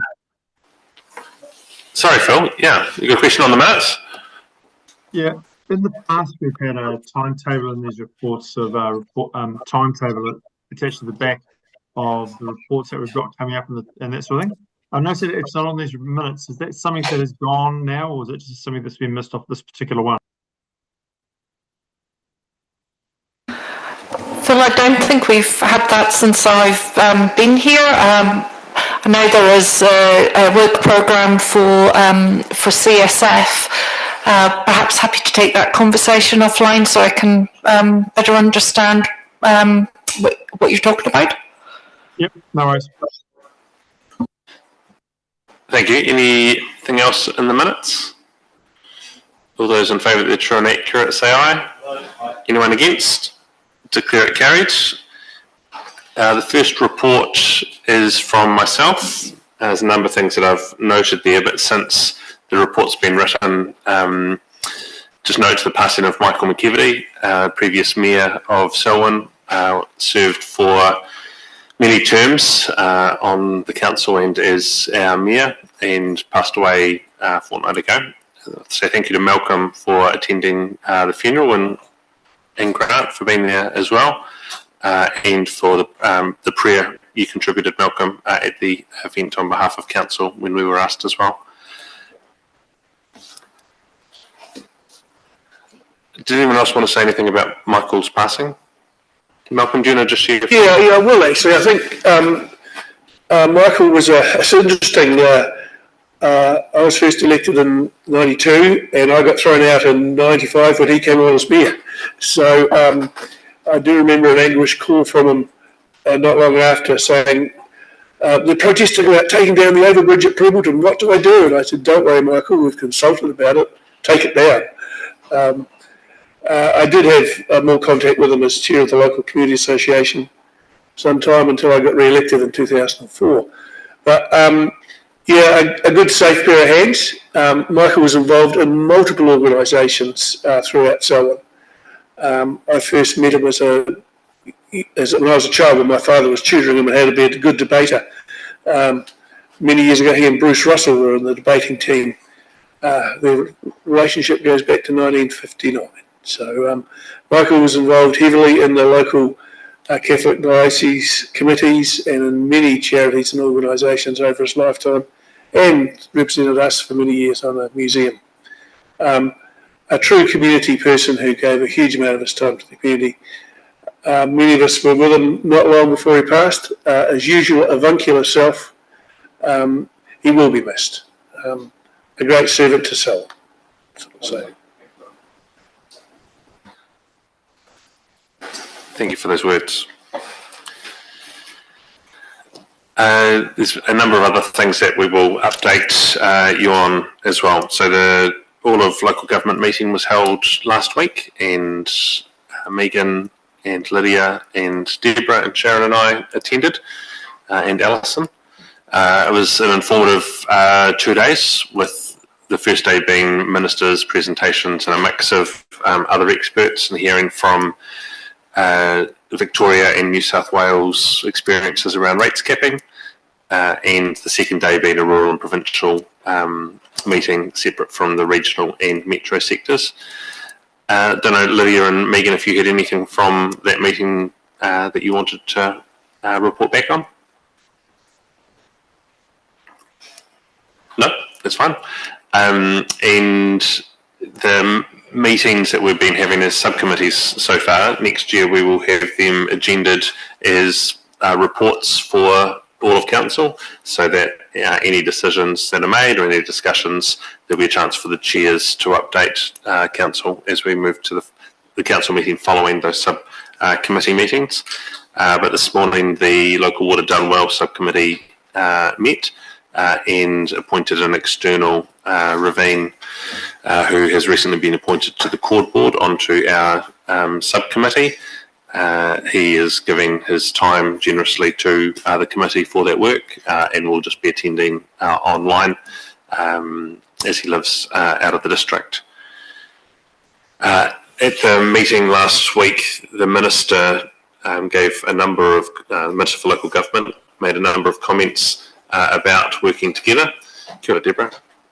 And two things that stood out for me in that presentation were, he specifically said council should be working together in groups of at least 200,000 people, which we know that he's been encouraging councils to work together for a long time, but this was the first time that I recall of him being explicit about the type and size of what working together means. So two 15,000 population councils, isn't the size. Selwyn alone isn't the size. It's bigger than we are. And he also said in the regional deals were going to be available. Part of the consideration of the regional deal was that you were working together, not just on the regional deal. So be that in water, or be that in economic development, or be that in other spaces as well. So there's been some clear signalling from the government about working together. I'm not sensing an appetite to drive that change, but there's certainly signalling their desire and hoping that councils will pick that up and work together. And as I reiterated this morning to our local water done well committee, we have tried to do that, particularly around water, and Ashburton, Christchurch and Waimakariri don't want to work together. So that leaves us in an interesting space. The agenda for the GCP has come out for Friday, and one of the papers there, Sharon, is looking at the right shape and structure for the GCP, and does it deliver benefits as it currently is, and could it be enhanced or changed moving into the new year? So that is a discussion that will be had on Friday, and not the outcome, but that should we ask the CEs to do the work.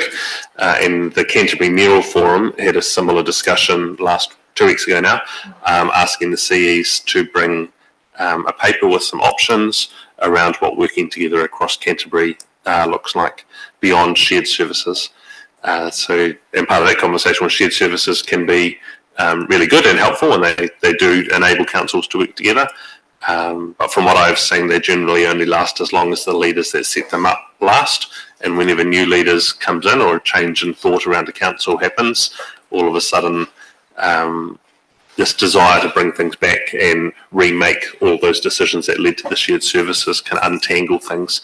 So we need to think about what going beyond just shared services might mean for Canterbury. And so we're expecting the chief executives at the February meeting, I think, to bring that paper to us.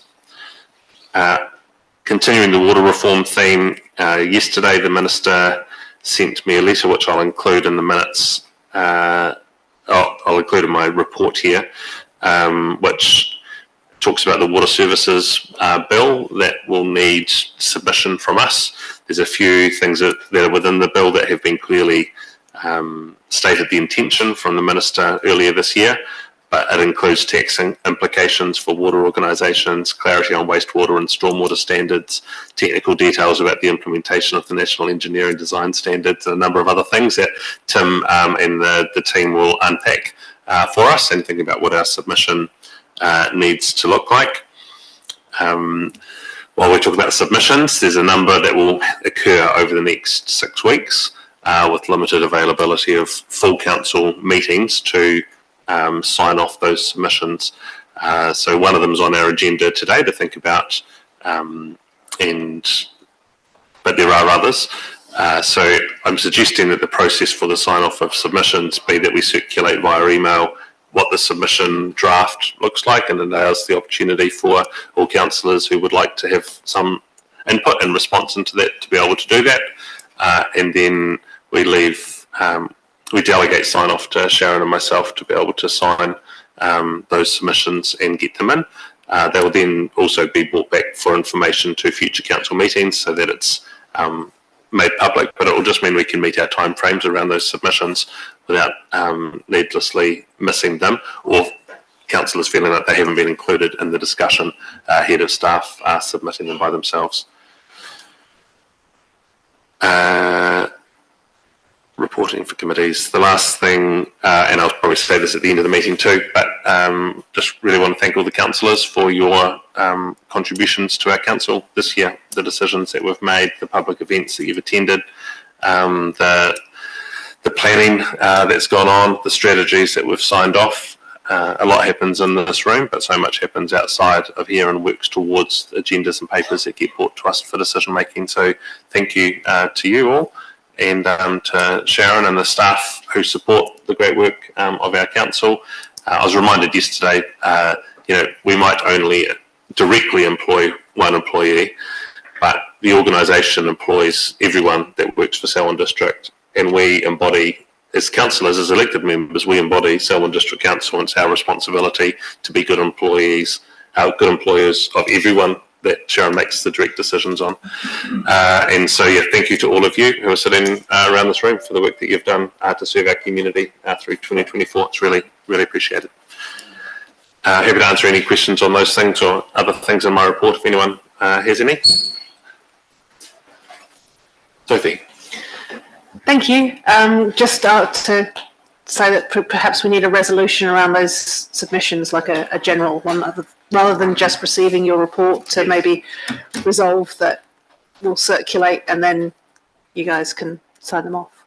So I'm not sure what the best wording is. The wording can be that submissions due before the first council meeting of 2025 be circulated to councillors and delegated to the Mayor and Chief Executive for sign-off. No. Yeah.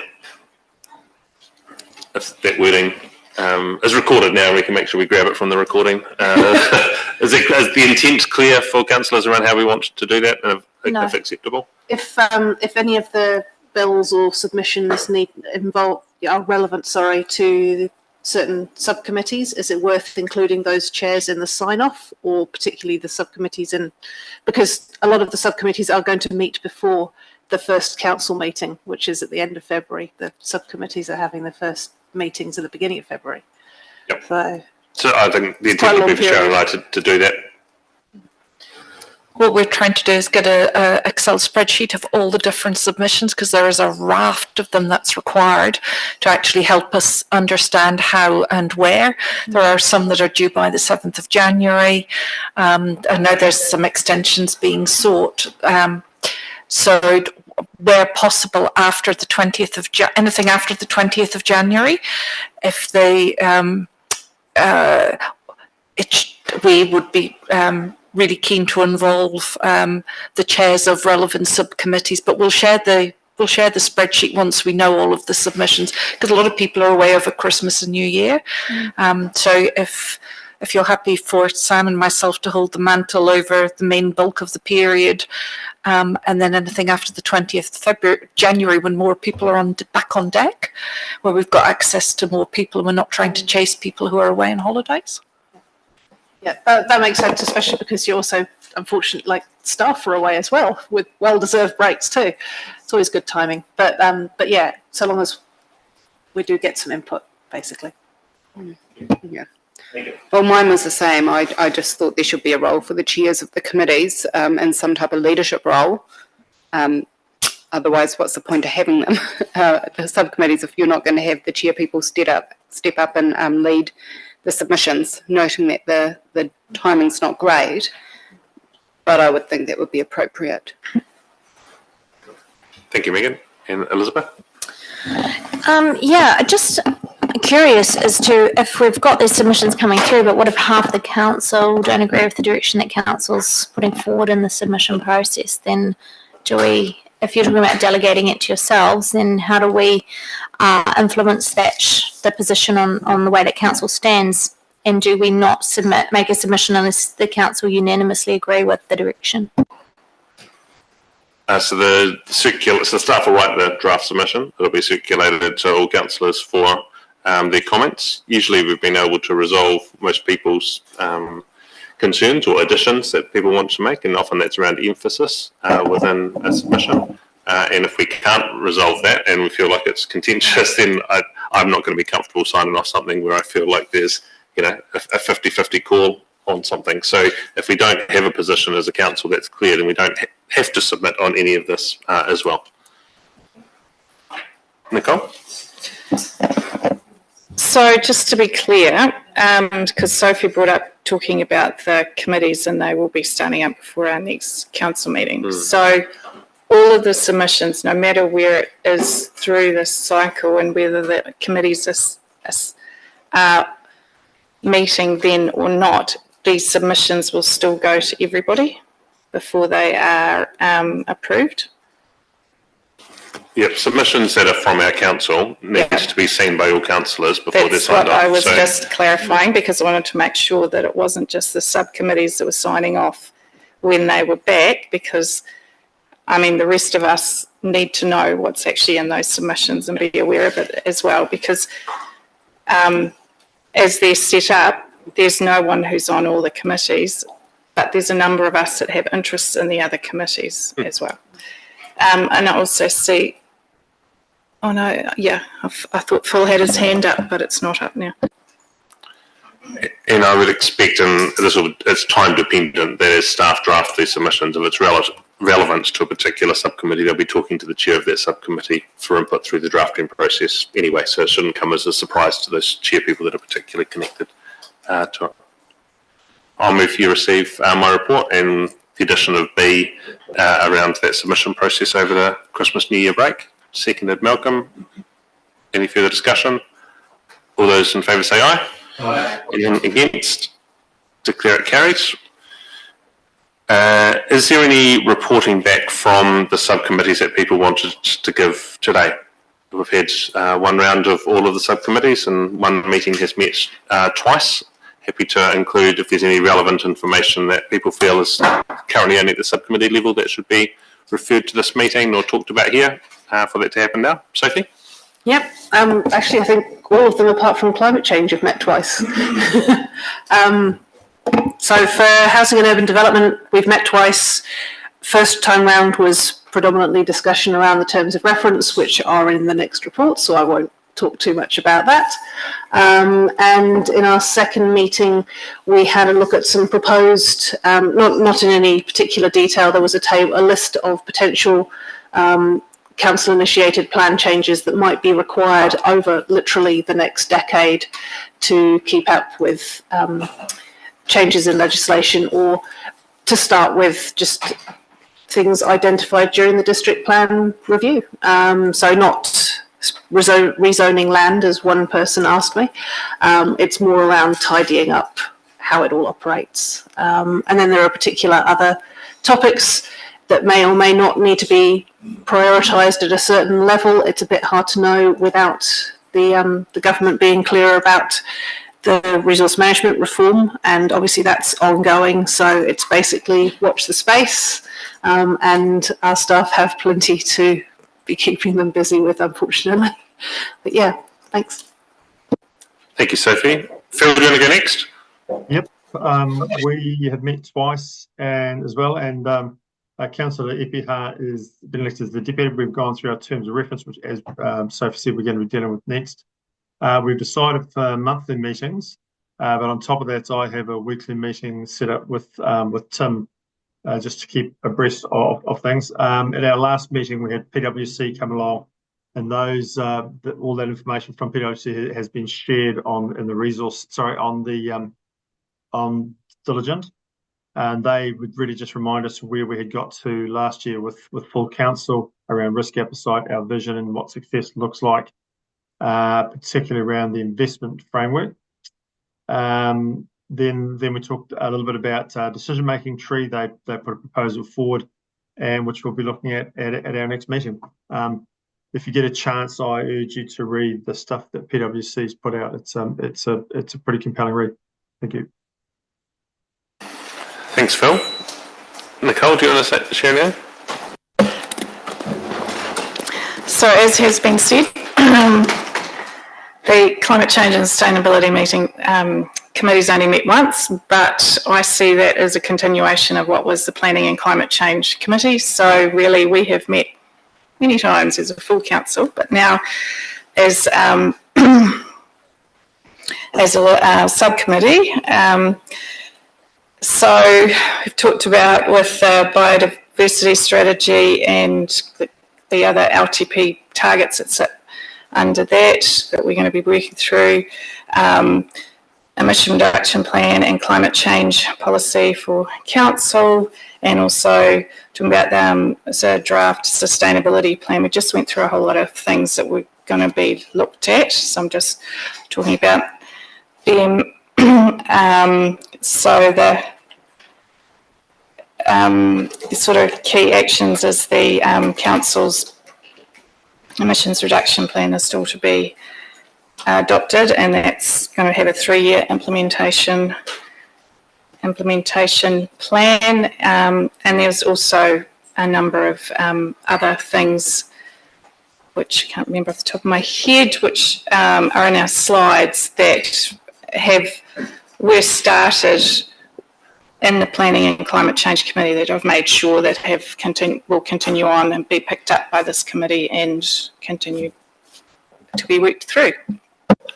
Great, thank you for those updates. The only other thing from the Local Water Done Well committee is that Brannigan's is currently recruiting or beginning the recruitment exercise for the interim chair or startup chair for the new CCO that we're setting up. So you'll see that publicly advertised. And the committee also appointed myself, the chief executive, with her delegate and a delegate from Taumotu to sit on the selection panel for that decision. Yeah, Deborah? Sorry, but I have a query on the establishment of the CCO. Have we gone out to public consultation on that? No. Do we need to go out to public consultation on that under our significance policy? Yeah, so that was all part of the previous paper that Tim brought to us ahead of the subcommittees following through on the work that council has approved. That consultation will be next year, and we have to do that. We have to have a status quo option and at least one other option to go with. So if we're going down organising a CCO without public consultation first, right? How does that work?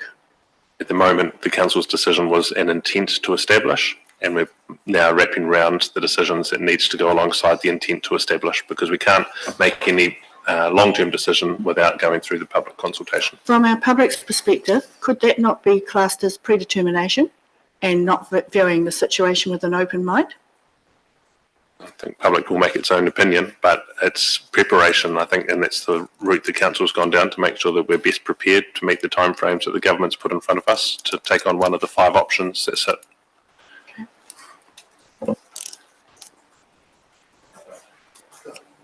That brings us to the end of those reports. So thank you to the chair people for those. We'll make sure they're written in future where possible, although noting the turnaround from the previous meeting might be tight before the next council meeting. We'll now adjourn. I'll just move that we receive all those reports from the chair people. Moved myself, seconded Nicole. Thank you. All those in favour say aye.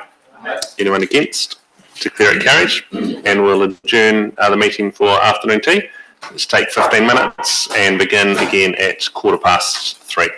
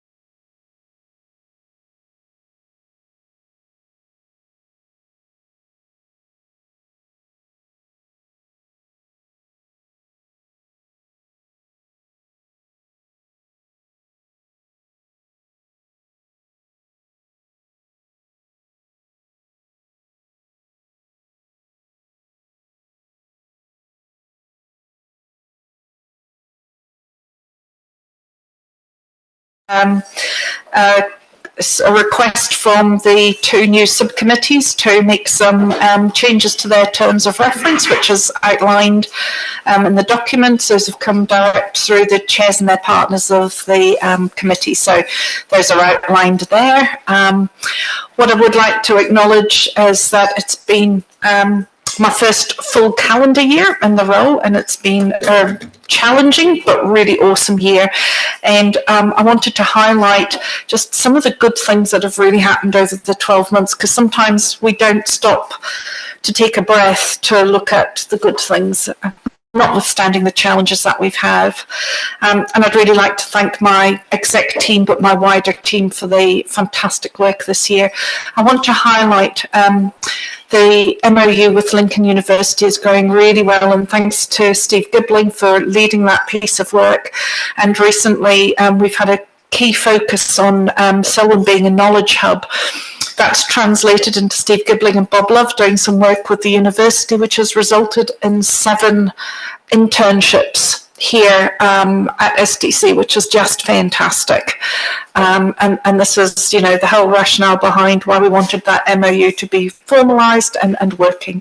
We're also going to, through the new strategic committee for urban development, have a partnership with Lincoln University to develop a white paper about medium density housing and looking for alternatives for the district, with the primary question being how Selwyn can achieve the strategic direction of promoting and incentivising intensification in appropriate locations. And that links back to our future Selwyn strategy. So this is really exciting times.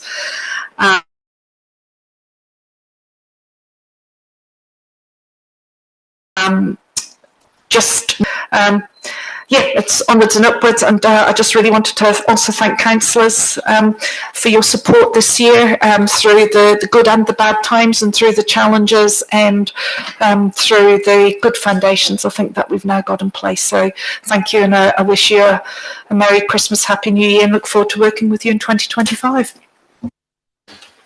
Kia ora, Sharon. Thank you for that, and it's been great having you here for 12 months, and I agree, there's so much has been done that it's really easy to move on to the next thing, so thank you for highlighting some of the really key achievements. Is there any questions or comments on Sharon's report? Yes, Shane. Tēnā koe, Sam. Ngā mihi, Sharon. I can't believe it's only been a year. It feels like a lot longer with what you've achieved and where we've come to from. I just wanted to acknowledge you, your whānau, including your work whānau here. I've appreciated your input, impetus, and appreciate the next few years, many years, that you will have influencing and growing the district. Ngā mihi. Merry Christmas. Sorry, if I could just add, I'm very conscious about the public forum that we've had, and particularly items 2 and 3. We will draft some responses which we will circulate to councillors for your information around some of the background. So, because I'm conscious that February is a long time away, and we will go back to the individuals with responses, but you will see a copy of those circulated outside of the meeting. Thank you. Shane, did you have something else? I'm happy to move the report. Thank you. And have we got any questions on the report, or now? If you want to, yeah. Just the cameras are brilliant, harnesses. Are they able to be utilised in a lone worker situation? We've discussed potentially not just for this company, but CCOs as well, water races and types of things like that. Will there be further development in the uses of the particular cameras? I think it would be fair to say it's a starting point at the moment, and it will fit into some of our wider risk work that we're undertaking.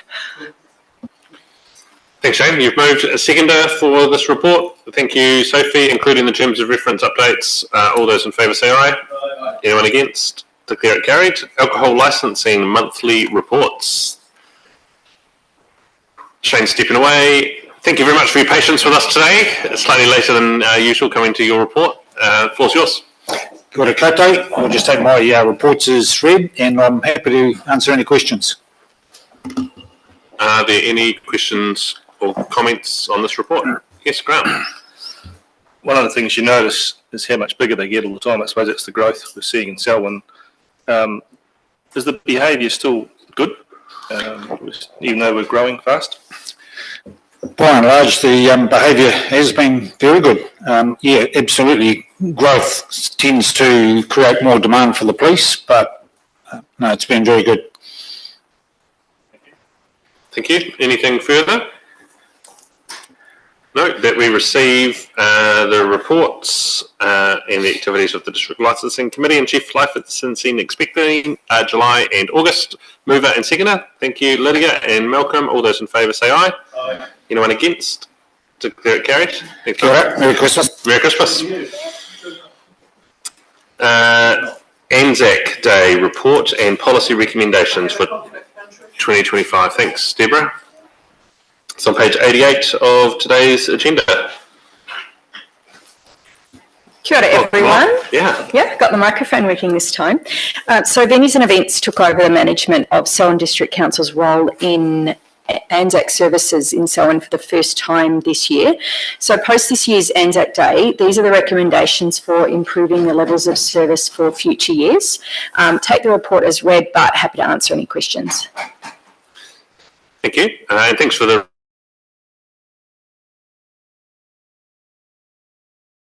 report. It's good to see the review for next time round. Sophie.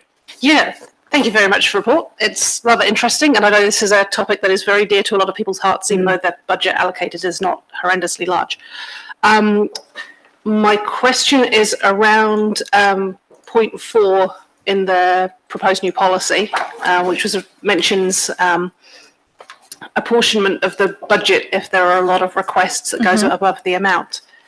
And I guess my question is around how would this potentially be apportioned in the sense that, for instance, there are some areas of the district that have lots of quite small but well-attended parades and ceremonies. Rolleston's got 30,000 people and only one parade. So if it was divided by all of the different parades and everyone gets the same amount, then I'm sitting there thinking, did a few calculations and worked out that there'd be enough for 257 bits of food, except we get about 2,000 people coming to an event. So I'm just wondering if there's been any thought around how that might look if it came to that. Sure, for sure. So the budget, as you know, it's set in the long-term plan, so that's what we're working with. Questions like that are exactly why we propose to get expressions and applications and the information in well ahead, so we actually have an understanding of the whole picture of what's happening, because we were finding some information came in quite late and then some after the fact. So it's so that we can form the full picture and really understand what's going on across the whole region, and then we would look at everything and then apportion those funds.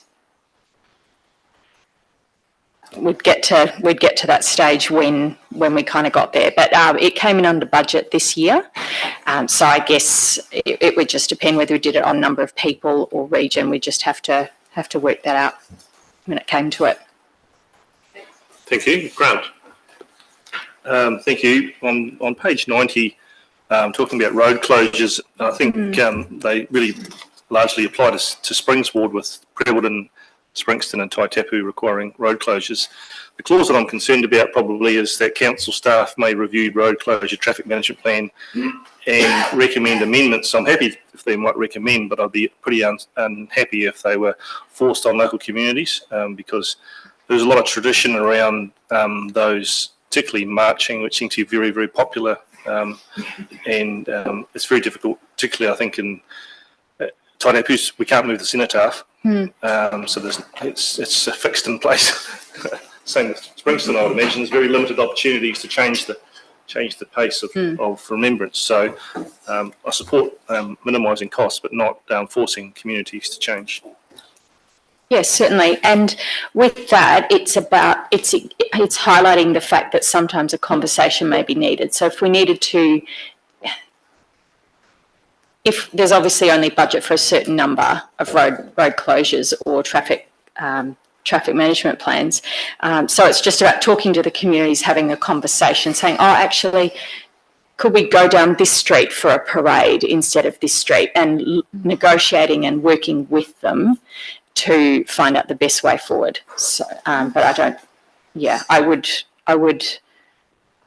I would take that approach rather than just telling them that it had to be a certain way, because as you say, there's a lot of tradition with it. So it's more the parade conversation. Thank you. And we want to keep people safe, but we know that on the morning there'll be a leader who may not have been involved in this turn up and say this is the way the parade's happening. So I really appreciate having that communication early with the community so that there's good understanding as to where the parade happens and why, and an acceptance or not of change, or we're keeping the status quo. Yeah, exactly. And that's again why we want the information a number of weeks ahead of time, so we have time to plan that properly and communicate well. Thank you for raising, Grant. Do you have anything else? Elizabeth. I'll be quick. Is there, just overall, is there a kind of a standardised a budget sort of expectation? So including things like light refreshments and the printing of the programs, where you're saying this is kind of what we expect this money to be, that's budgeted to fall into these categories? Or are you just going to say, hey, you guys apply, we give you the money, you spend it how you like? Well, in the budget, we've estimated that the catering component will be about $11,000, $11,025. We are hoping that the $18,000 is for the overall Anzac Day services that council helps support. So I guess we are wanting to get all that information in and then assess and see what we've actually got and if it all fits within that budget. And then if we need to communicate with the groups to see if it will all work or it won't within that $18,000. So at the moment, each community that runs their own Anzac Parade is open to run it or provide the services the way that they want and put what they want in a printing program to their own discretion. So we're not sort of stating or narrowing how the money is going to be spent. No, not at all. We're happy to provide support when it comes to printing of programs and developing the information, but we're not putting restrictions around that information. Great. So it's that we endorse the proposed amendments for the policy and note the operational changes to support the implementation of the policy. Mover and seconder. Malcolm and Elizabeth, thank you. All those in favour say aye. Aye. Anyone against? Declare it carried. Thank you very much. And Merry Christmas to yourself. We move to the Pines Resource Recovery Park Commission and recommendations. Moved by Malcolm, seconded by Shane. Bob, is there anything you need to tell us about? Just if you've got questions, we'll move straight to the questions here. Okay. Councillors, is there any questions or comments you'd like to make on this change to the designation? Grant. Not specifically on this, but I just wondered, in the past we've spoken of using these type of opportunities to considering widening the scope of the resource park to include garden supplies and firewood, which people come with full trailers of rubbish and want the opportunity to take stuff away. Did we consider or have we considered doing that, or is it covered under existing consents that we can now allow that? Probably a good question for Andrew Boyd, who's sitting in the audience.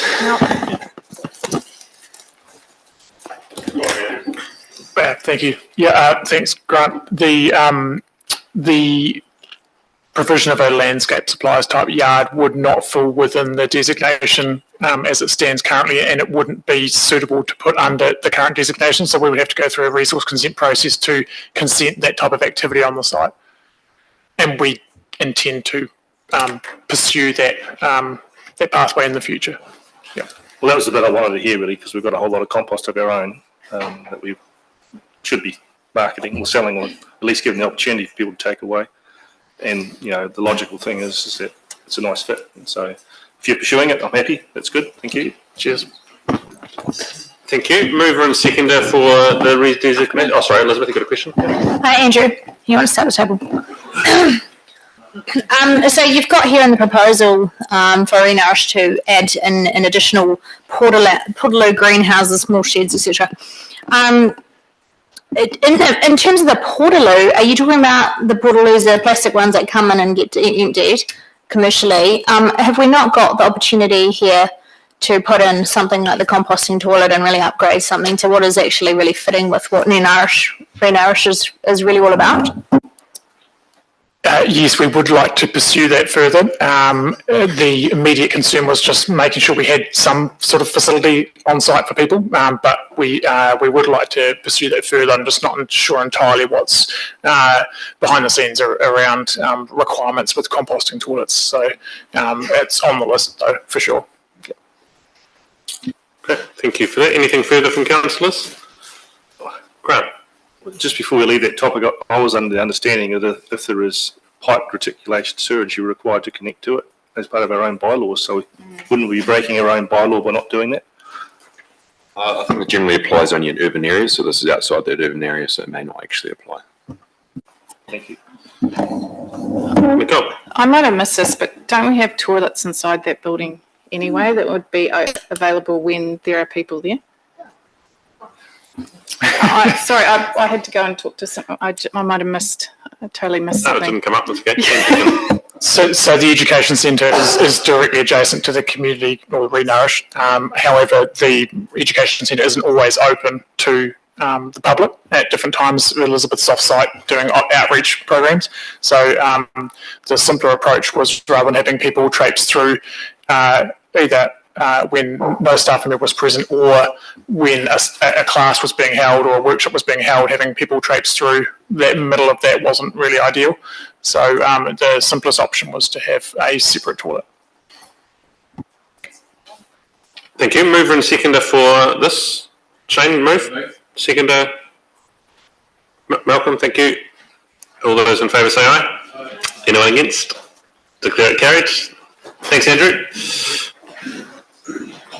The next item is the delegation of approvals under water utilities bylaws.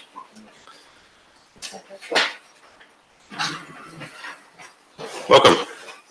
Awesome. Thank you, Sam. And I'm grateful to have Chrissy sitting here next to me. Would you like me to run through or just go straight to questions? You can briefly just highlight what this is for. Yeah. Perfect. Okay. So the purpose of this report, which is delegation of certain powers under the Selwyn District Council water utility bylaws. So the purpose of this report is to provide for the council to delegate the power to give approvals and consents to the chief executive, who then may delegate the powers to other council staff. And this is for the purposes of administrating the bylaws. So it's an administrative type task. Under section 3, history and background, we list a number of approvals that the bylaw allows for, and it's those approvals which we're seeking delegation to do. So as an example, water take from a water race, diversion of a water race, connection to a council's sewage system, the type of a trade waste meter as some of those sort of examples.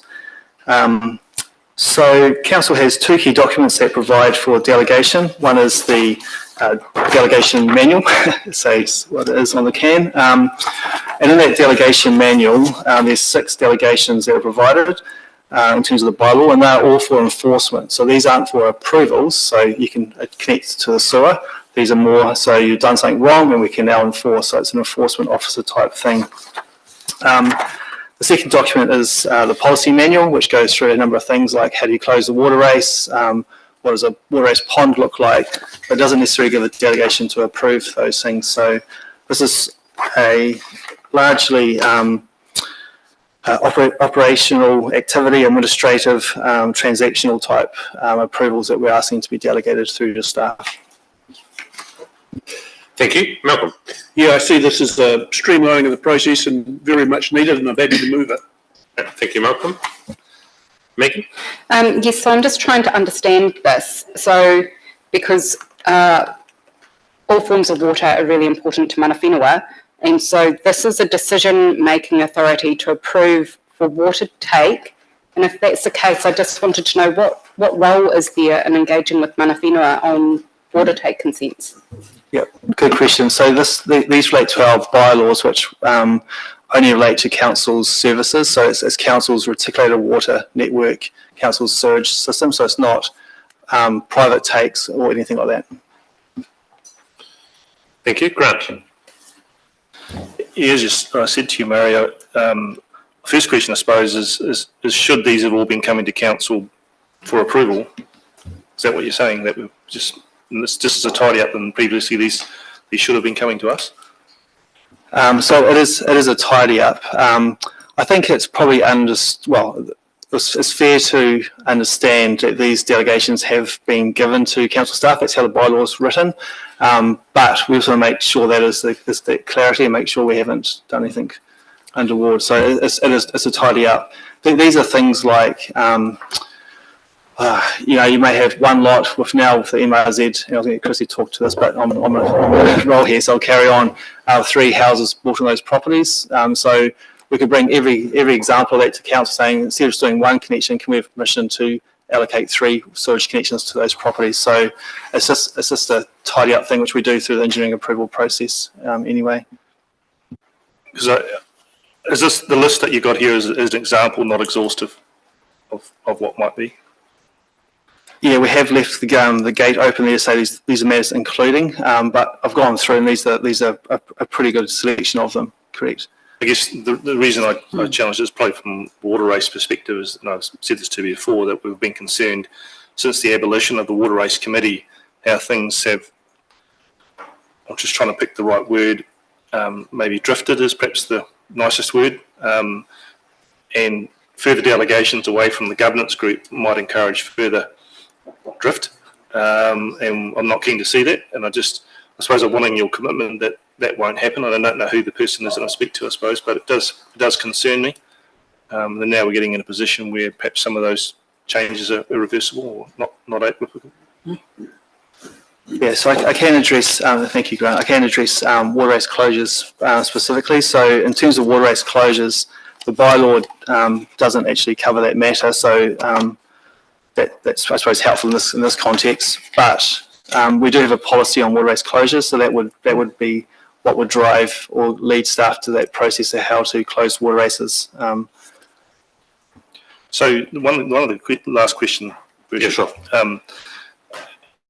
Was around trade waste consents. Would it not matter what size it was, it would be delegated to staff? For instance, our biggest one is Western Dairy, for instance. Would we not likely see that as a government group before if we had a new large wet processor come into the district that's fully delegated to you guys? Would we just wake up one day and go, "Ooh, we've lost 20,000 of PE capacity in our sewage system overnight"? So those large trade waste type applications would likely come to council just because of their nature. There'd be a specific agreement that would require that, and it would have other considerations in terms of bringing forward capital works or the like. So those larger scale trade waste would come to council. Just wanted to reiterate the comment I made at the last meeting was about staff themselves having to decide when these became significant enough to come to governance. I think that's the weakness in this delegation process, is that there's no trigger points. It's a self-assessment process. I've raised that before, where people decide basically individually whether that comes to the governance group. I'm not sure I'm comfortable with that. Thanks, Grant. Is there a particular trigger that you think needs to be met on this occasion? Well, it's individually. If you want me to go through all, I'm happy to do that, but I think it's probably better for them to do that offline rather than now. Yeah, thanks. Deborah. It was a policy in the Policy and Delegations Manual that each triennium, within 6 months of being elected, those that are sitting around this table would go through the Delegations Manual and the Policy Manual, A, to understand it, B, to see if it was still appropriate with regards to its roles and responsibilities and sign-off. And I guess it would be fair to say for the last 10 years, what's happened is that we are being drip-fed policy changes, we are being drip-fed delegation changes, which have to happen by law because you can't give delegations to staff that aren't there. And our public have a responsibility to be able to look up online and see if the person that may be involved in enforcement actually has the delegation from council to actually undertake that role. So there's a very important legal step with regards to these particular changes. And what's still concerning me is that as an elected body, we all have that responsibility from a board perspective, and I appreciate through you, Sharon, that you are trying to actually address the matter. But I think it's very, very important that as a governance body, that you also understand your policies, you also understand your delegations, because you have the responsibility to undertake the monitoring. And the public have the legal responsibility to know legally what the issues are in public. So I personally, from that perspective, would like the whole lot all tidied up so it is a really fair, transparent process for not only those elected as councillors and those coming on as staff and our public, but we all need to have an ownership and responsibility of this under what I would call the 4 pillars of governance. So I'm just going to leave it at that. Thank you. Thanks, Deborah. And that is the work that Sharon is conducting with her team and has brought before us lots of reporting around the delegations and changes to policy to try and make sure that they are coherent and well understood in the multiple spaces where they currently sit. And the mess, I guess, that you've described actually shifting to a new future. So yeah, we acknowledge your work, Sharon, and thank you to the team who have been involved in shifting that round. Megan. Sorry to go again, but I am, through the discussion, I'm still not quite clear. So are we delegating to staff that they can do water race closures? Because Taumatua has actively opposed that in the past. So we're not delegating that, because I don't understand why we're talking about, big trade waste ones then, if we're not talking about water race closures. No, so this only relates to the bylaws, and the bylaw, the water race bylaw is silent on water race closures. So it's more about enforcing what they do. If you're going to, for example, you can't add chemicals to a water race or allow stormwater to enter the water race, those sort of things. It doesn't talk about the closure process. Thanks, Megan. Elizabeth. Again, just wanting clarification. So what we're asking for today is just stamping something that we're already doing. So staff is already doing this. This is not coming back to council currently. So there isn't any change in the way we're currently governing. Is that correct? That's correct, yep. Nicole. So just following on Megan's point, because I had questions around closing and changing the water. So changing the water race where it goes is part of this bylaw, the bylaws, but closing a water race is not. And so what triggers, where has it got that one triggers something else? You understand what I mean? Yeah, if you've got a different level up from what you're... Yeah, so closure of water races is covered by policy W107 in the policy manual. So that sets out how water races are to be closed and the process that needs to be followed. And that process is not covered in the bylaw. So the bylaw is silent on water race closures. You can divert and move water races, but you obviously need to join up at the bottom, and those things then would be able to be approved by staff. So it's not closing a water race. It may be diverting around a building site, for example. But does this bylaw actually have a thing saying that if there is a closure of a water race, that then it goes on to a different policy? No, the bylaw is silent on water race closures. That's what I mean by you saying it's yeah, it silent. doesn't mention closures at all. So how does someone know that where to look for the other thing if they're looking at this instead? And they're wanting to look at what's involved with closing a water race. Yeah, so if a member of the public wanted to close a water race, they'll go to our website, which documents the process, the policy, and how that would work through. There's an application form, etc. So the process to close a water race is documented on our website. So that's where the public would go to, as opposed to going to a bylaw to work out what that process would be.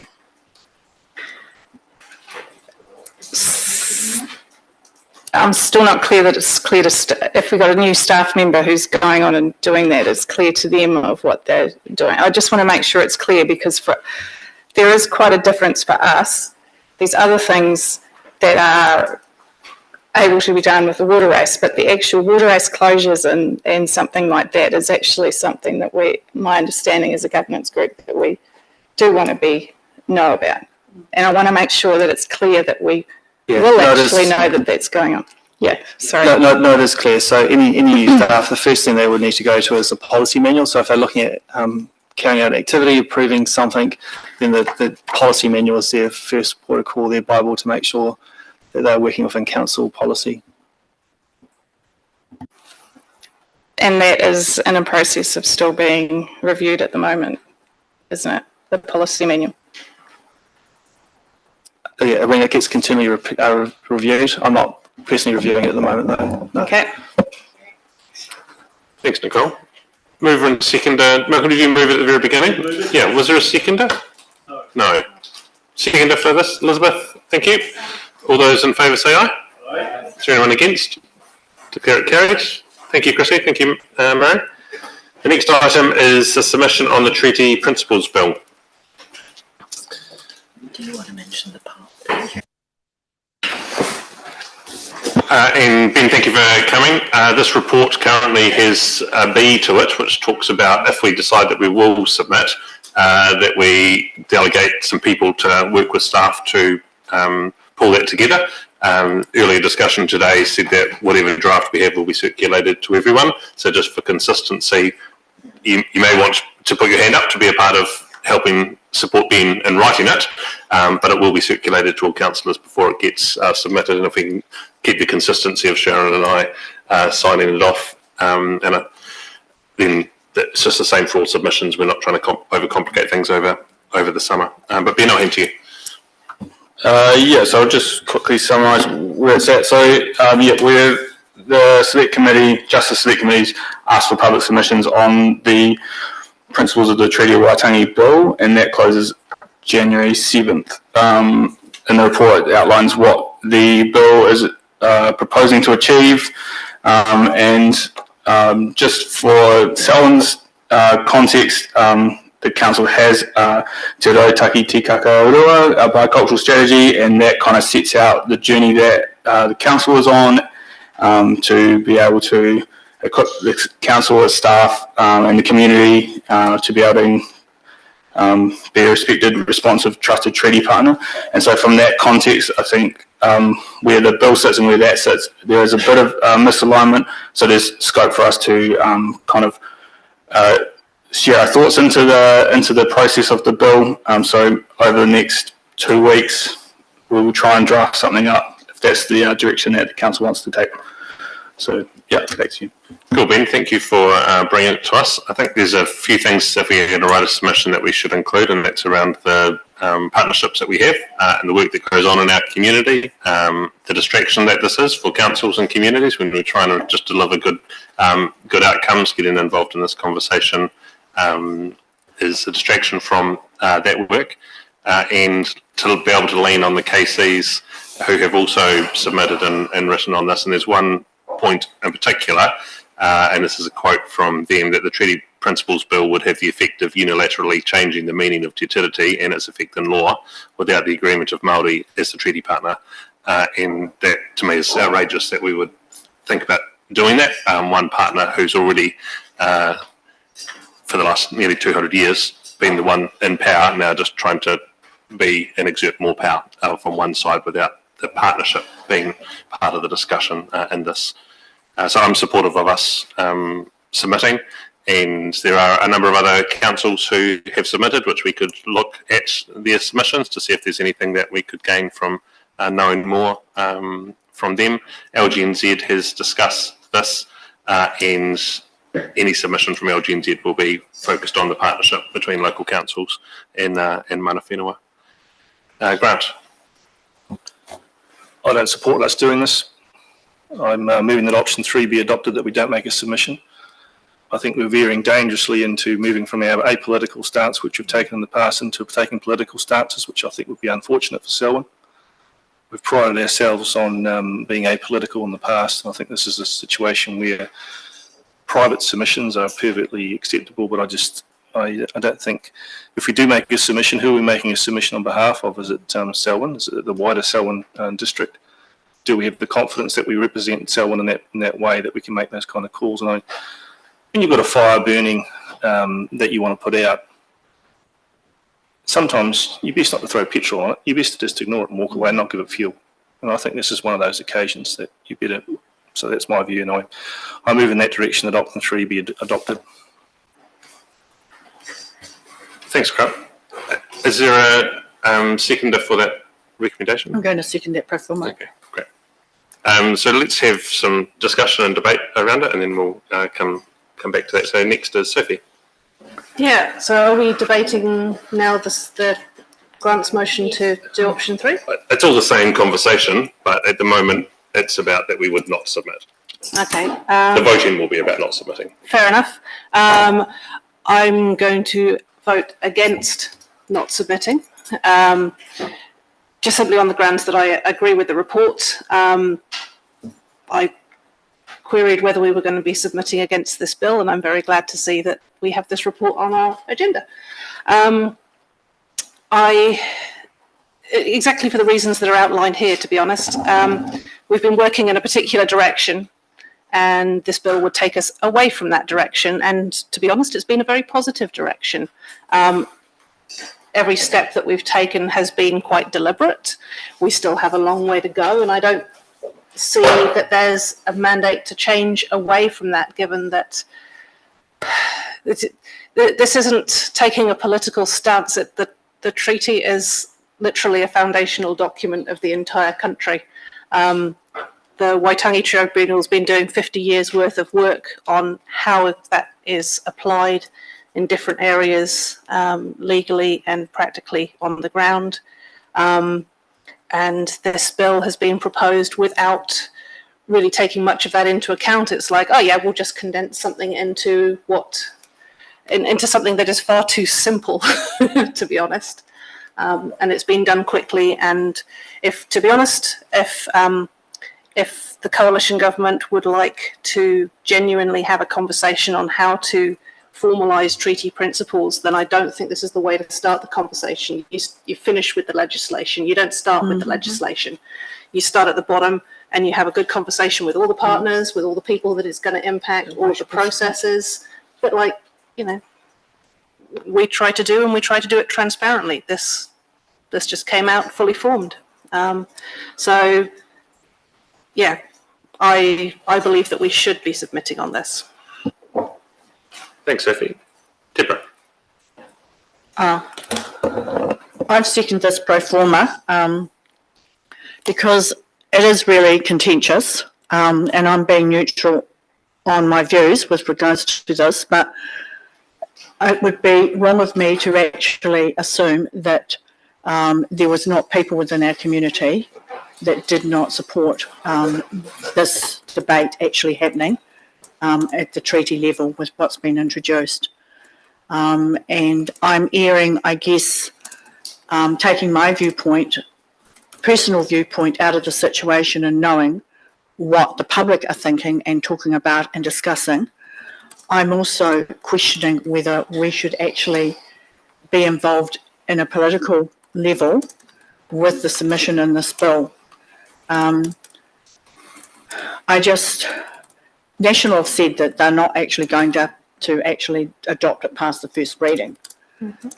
So I guess if there is a mindset to put in a submission by the majority of the council, I think it needs to be a submission that is low key from our joint community perspective, because in this paper you've actually mentioned the submission that you will put together will be built on the submission of the runanga that locally are in our district.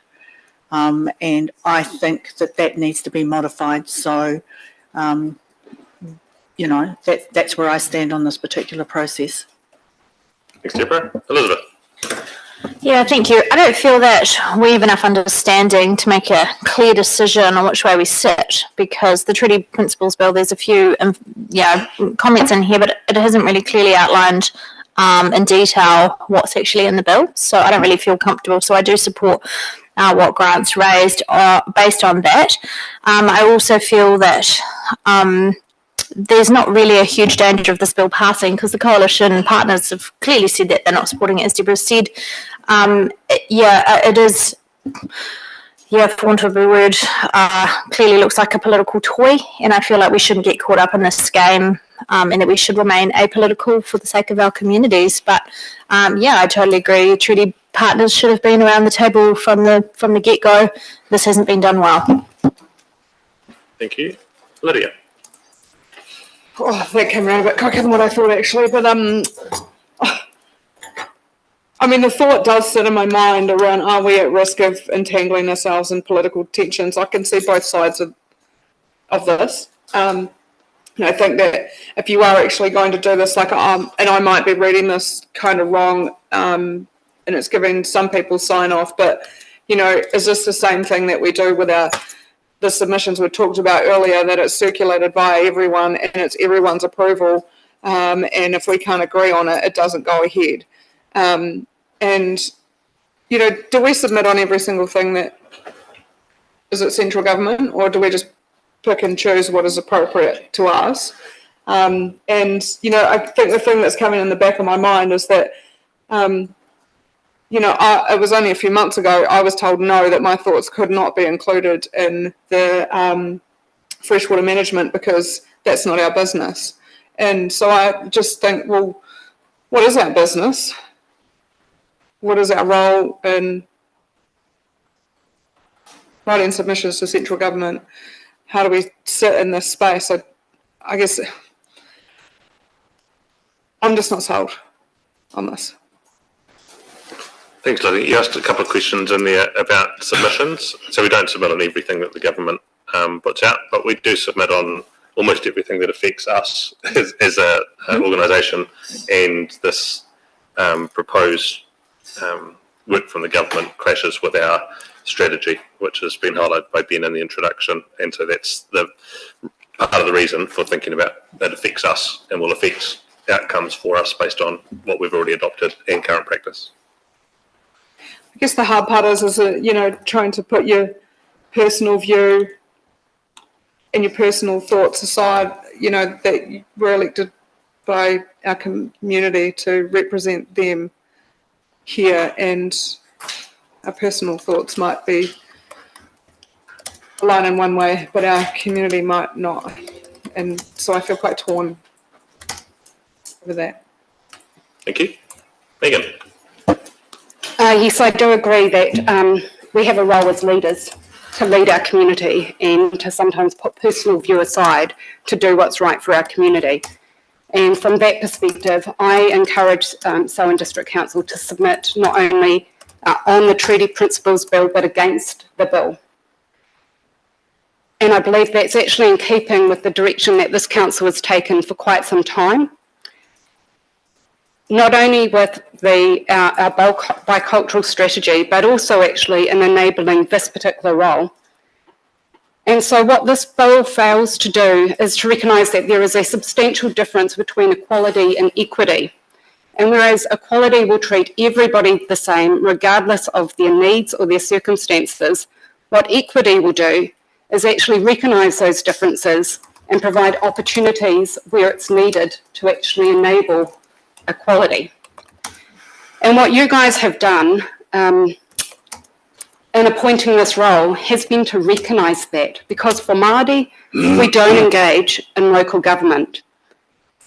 And Selwyn, by using the power, the unique and innovative way that you've used Schedule 7 of the Local Government Act to actually enable mana whenua to have a voice here, makes you so unique.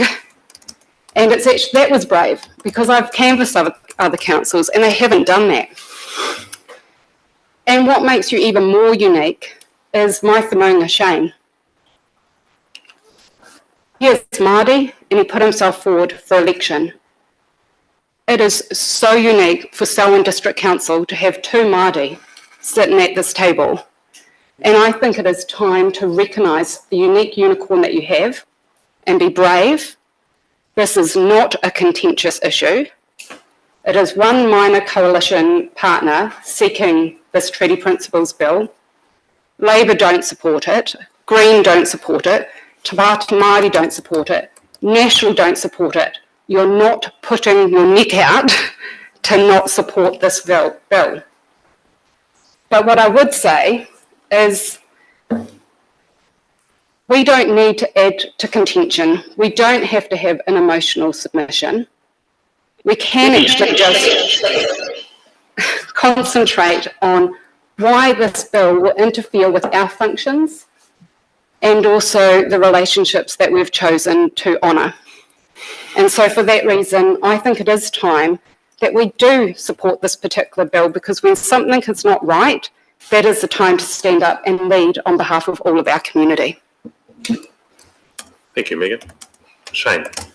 Tēnā koe. Mō ka uri a muri ake nei. Mō tātou o mō ka uri a muri ake nei. We've heard from our rangatahi this morning, just before, and I couldn't help but get emotional. The leaders of tomorrow were clearly telling us we are unique, this district is unique, and the decisions that have enabled a very strong tree to grow from a seed, we would like to now hide, because someone wants to chop that tree down that's providing fruit and that's providing shade. It's probably easier to talk like that, really. We've planted a seed, it's grown into a beautiful tree. Why then would we allow someone to spray Roundup around it, kind of thing? Our tupuna, tēnā koe te tiriti o Waitangi. Sign that with love. Our people are still giving all of their love today, and still we are not equitable.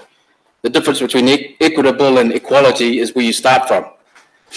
Wahine Māori are the most incarcerated Indigenous race in the world per capita.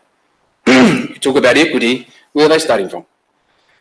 I'm very proud, and I've always said that, I've always been very proud of our council, and it's forward thinking, it's open-heartedness, it's open mind, not a closed one. And if what I'm hearing is that I swore an oath to a Local Government Act, which under Section 681 supports Te Tiriti o Waitangi, then you need to look at what oath you swore allegiance to. Because I swore as a local government to the Local Government Act as a councillor that I would support that act in all of my decision making with my community. And if you're not hearing this from your community, then I don't know which community you're living in, because I hear it from our kids every day. They're speaking the reo, the mana whenua reo, at our colleges, at our schools. They love our culture, and so do the parents, the boards, everybody where I'm living. So I absolutely support making a submission. And if all we're doing is saying, you know, we support it, then all we're doing is supporting the other government anyway that don't want to get it past the second reading. So I don't see an issue about being apolitical when they've already decided not to. We're just, you know, helping them along the way. But I can't see a reason why we wouldn't, after all of the work we've put in to create a lovely tree that's now bearing fruit. It just blows me away, actually. But look, let's just keep going. Don't be afraid. We're not going to take your land or anything like that. We're here to bring about partnership, equity, and culture. Normalise it. Ka aroha, aroha. Kia ora, Shane. Phil, you're online. I feel humbled after speaking, so thank you for your words. We have developed our bi-cultural strategy, and I think that it's our responsibility to make a submission based on our bi-cultural strategy. I'm not going to say anything more than that, because I think everything else that I need to say has been said. Thanks, Phil. Anyone that hasn't spoken wants to say anything? Yeah. Malcolm? Trees on the wall, Section 6, we support it in this organisation, and we have done for the last few years. I'm very proud of that. We need to continue to do that and not bow down to the pressure of Hobson's Pledge and some old Pākehā men who are living in the past. I do not agree with this recommendation of grants, and I'll vote against it, and I support us making a submission. Te hei mohua. Kia ora, Malcolm. Nicole? I totally support, and I'm thanks to Megan and Shane to give their views, and it's a no-brainer for me. I support that we put something in, and And it is from Selwyn District Council. This is what we're talking about. Okay, our community voted us in, but as a council, my understanding is the submission would be coming from us as a council as opposed from the Selwyn District, if that makes a difference, I don't know. Thank you.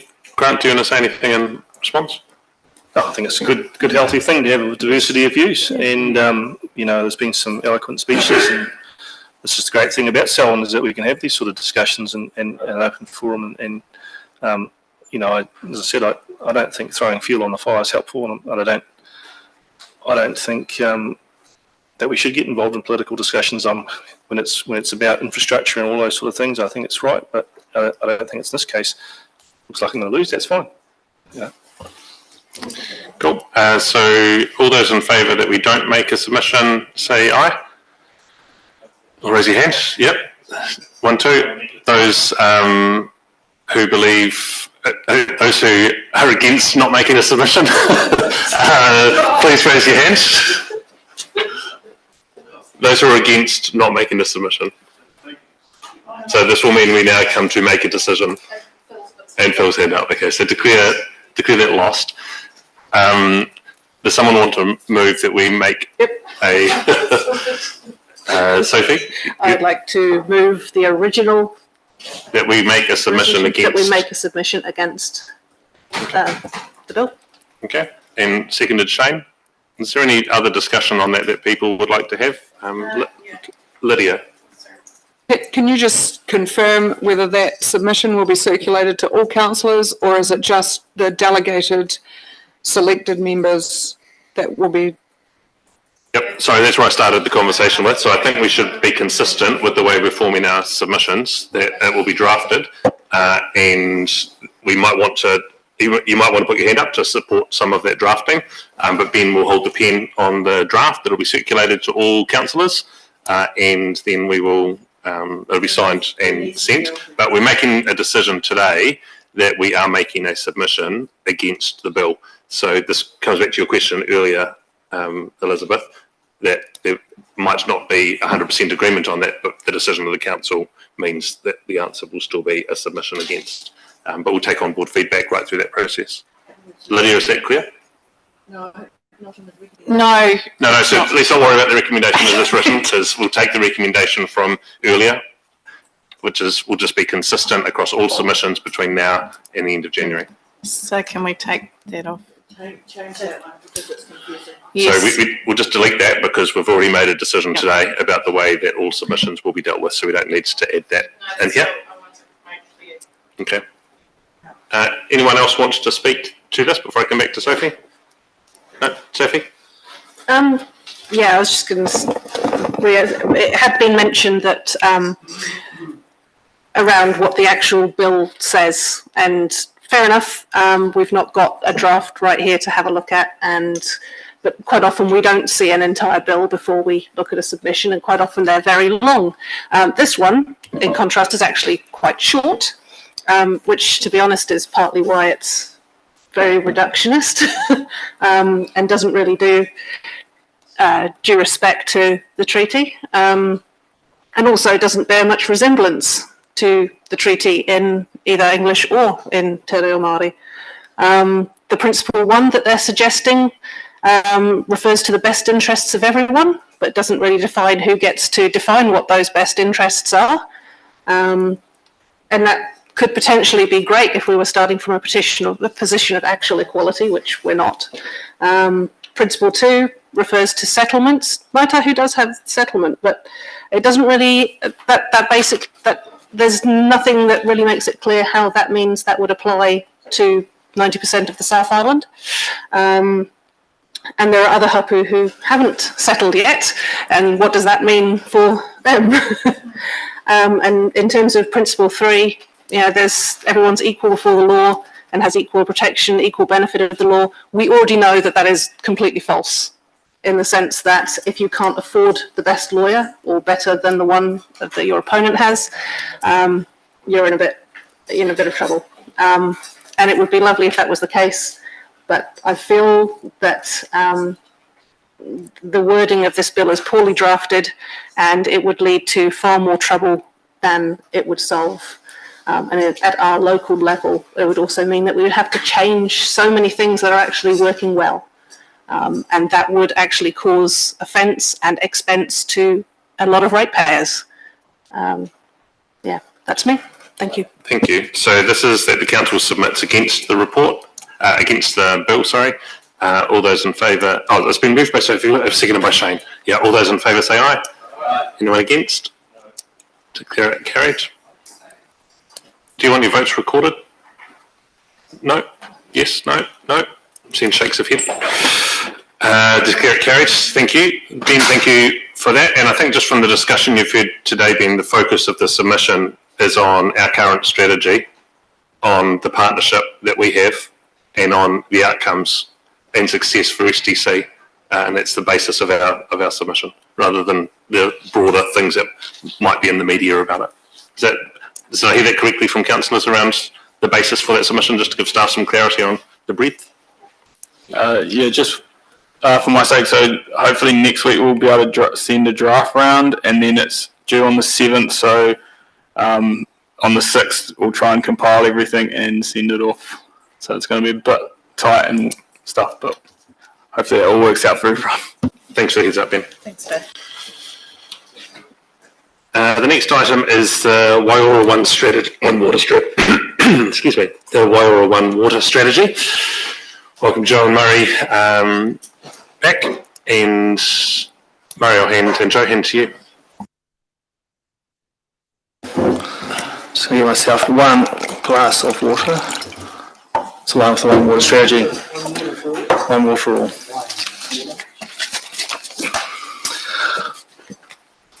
All right, so we're now about to present the report Waiora One Water Strategy, Waikiki Wai Selwyn, 2024 to 2074 endorsement. I've got Joe co-presenting with me too, and we're going to bring up a presentation shortly, which hopefully people can see.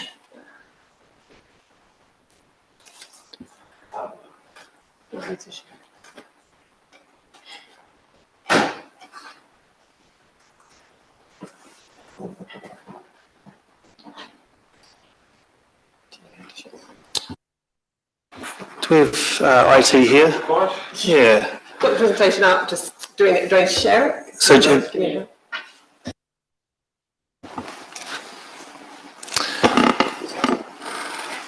So while we bring that up, the purpose of this report is to provide Council with the final draft Waiora One Water Strategy 2024 to 74 for Waikiki Wai Selwyn for endorsement.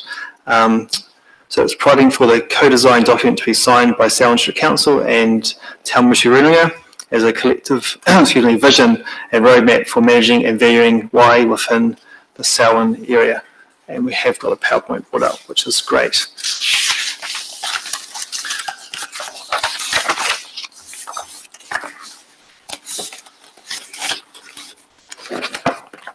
Got quite a lot of paper up here, so let's get to the right piece. So the Waiora One Water Strategy builds on two previous documents. The first being the 5 Water Strategy, which was adopted in August 2009. And then in 2021, we had a background report written which reviewed the strategy, but also looked at the scene setting of where we are today and what needs to be gone forward. Next slide. If you remember, when the strategy first started to be discussed at Council, we were in the midst of the Three Waters reform, and one of the questions would be what happens if the reforms were to continue, how that strategy relates to the new entity or entities as it was back then. As we sit here today, we have the local water done well, so we're still in the kind of the same environment. So this diagram shows that when we go through the reform process, the One Water Strategy is still relevant to water services in Selwyn, and it gives us as the council an opportunity to speak into how we'd like to see water managed in our district going forward. So regardless of the reform outcomes, this document persists and goes through that process. The 5 Water Strategy looked at our 5 waters specifically, and the One Water Strategy does that as well, but takes a slightly broader approach and provides a vision across all water within the Selwyn district.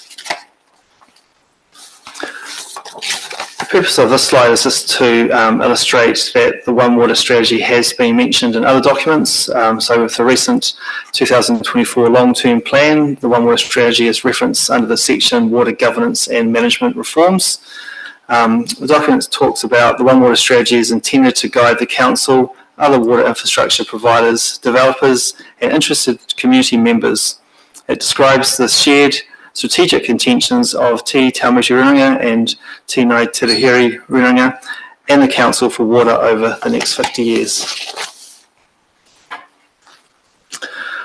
So, going back in history, back in the 23rd of March 2022, the Council resolved that it would agree to commence a review of the 2009 Five Water Strategy, and also that the review be a co-design process with Mana Whenua. And this was a massive step forward, and I think it's probably one of the only examples, one of a few examples, I should say, in New Zealand where this has been a true co-design process. We started off with a blank piece of paper and determined what it would look like from that point on. This diagram sort of shows how the governance group was made up. So there was an advisory group made up of 3 representatives from Ngāi Tirihiri, 3 from Te Taumutu and 3 from Selwyn District Council. And then there was also a working group which involved Selwyn District Council staff, water infrastructure and MKT. I suppose at this point I'll just do a quick shout out to those representatives. So from Taumutu we had Craig Pauling, Bridget Rowe-Billiard and Al Megan here today. From Ngāi Tirihiri we had Tanya Wati, David Rubin and Matthias Pitterman. And from Council we had Sam, our Mayor, Councillors Nicole Reid and Sophie McInnes. In terms of Council staff, I was involved right from the start, but as the process went forward we had Ben Baird, Pamidia, who we really valued with some of the cultural writing, Joe Golden next to me and Robin from our comms people as well, so a shout out to all of those. And Hugh and Catherine from Water Infrastructure, which helped out. Next slide. So this is an image of the crew, and so one of the first jobs that we did was we had a road trip from Castle Hill, from the wastewater treatment plant down to Te Waihora, Lake Ellesmere. So a mountains to sea approach, so we can see how water is managed with the district. We viewed wastewater treatment plants, water treatment plants, the waterways network, land drainage, stormwater facilities, water facilities and storage, and got a real handle of how water is managed currently in the Selwyn area. Okay, pass over to Joe. Kia ora koutou. The Waiora One Water approach recognises the water cycle and the interconnectedness of all water and its relationship to the wider environment. This whole of environment approach takes into account the relationships in and between the different catchments and acknowledges Te Mana Utuai.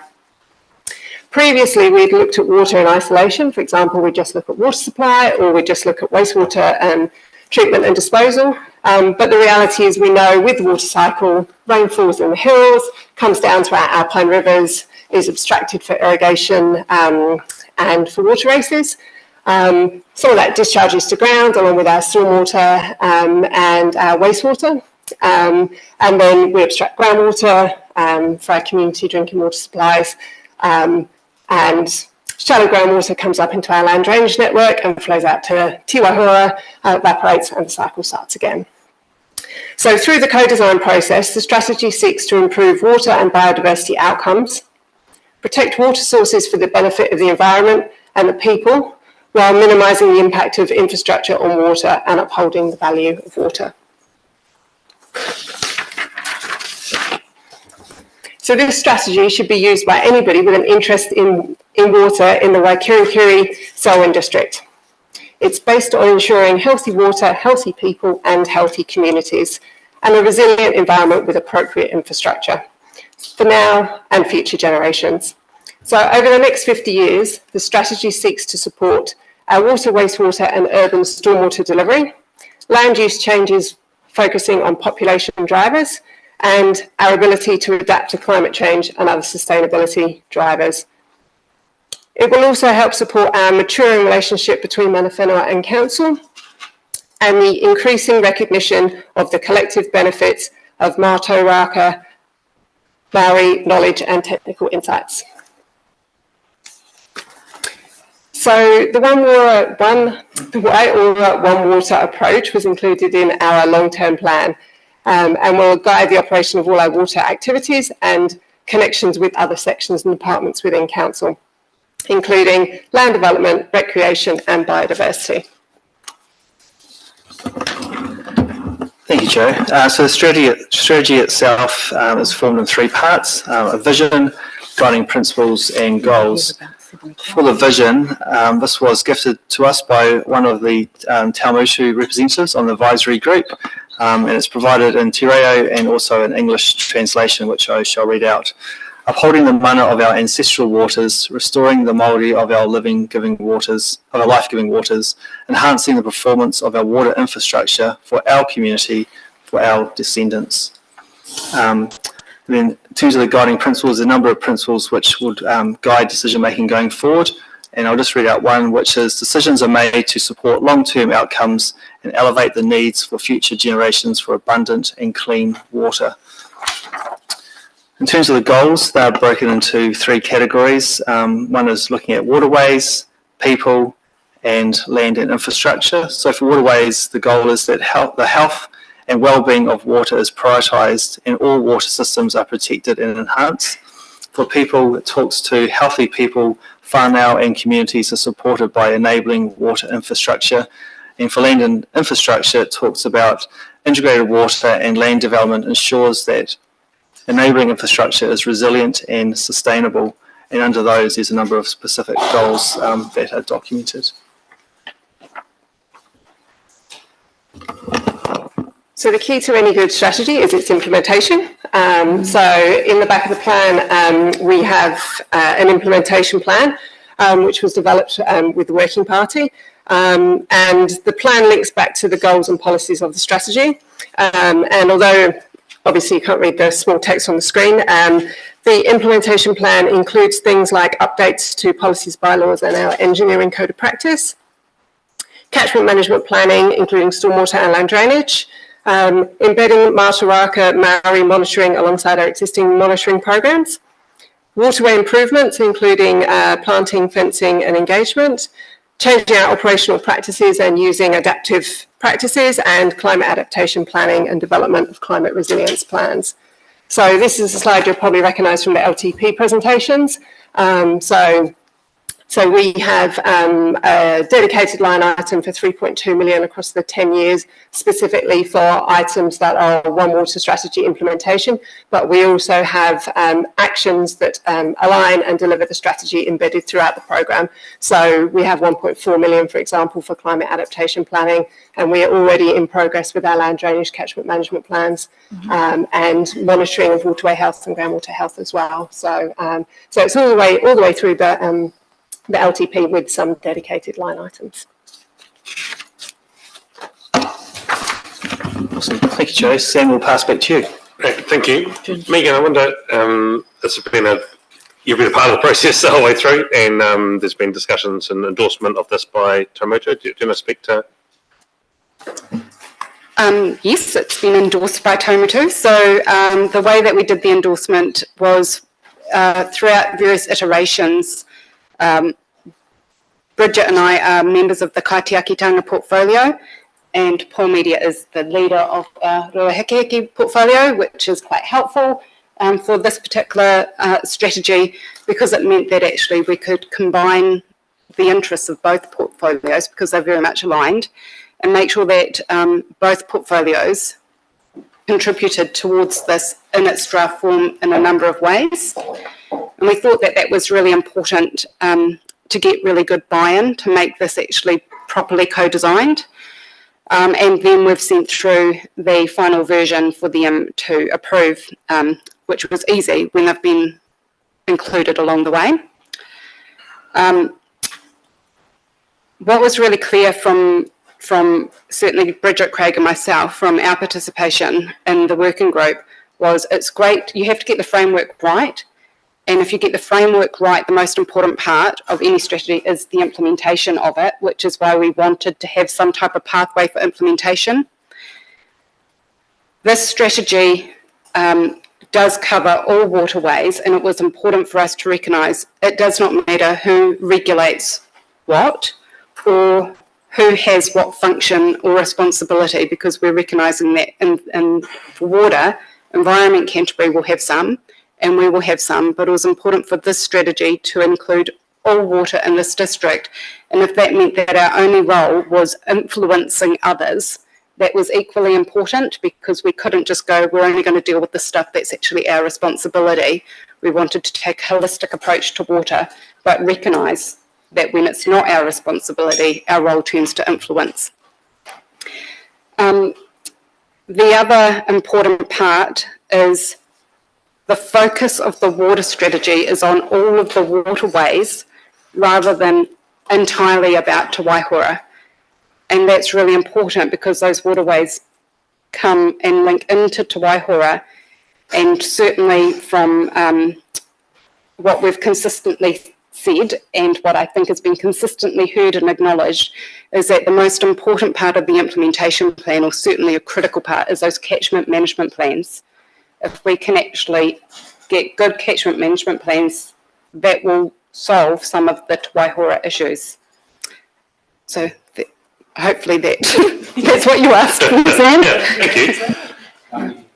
And what you've raised, Megan, is that even at the very beginning of this process, it was looking at there's lots of things that might be out of our control, or other decision makers might have some control over, and particularly because at the time Three Waters was part of the big conversation for us, and our local water done well, saying regardless of who's going to be looking after owning, running the infrastructure, we still want to have influence, we want to have guidance, we want to have some foundation to what we were being able to say into that organisation. And so there was a key genesis of this piece of work.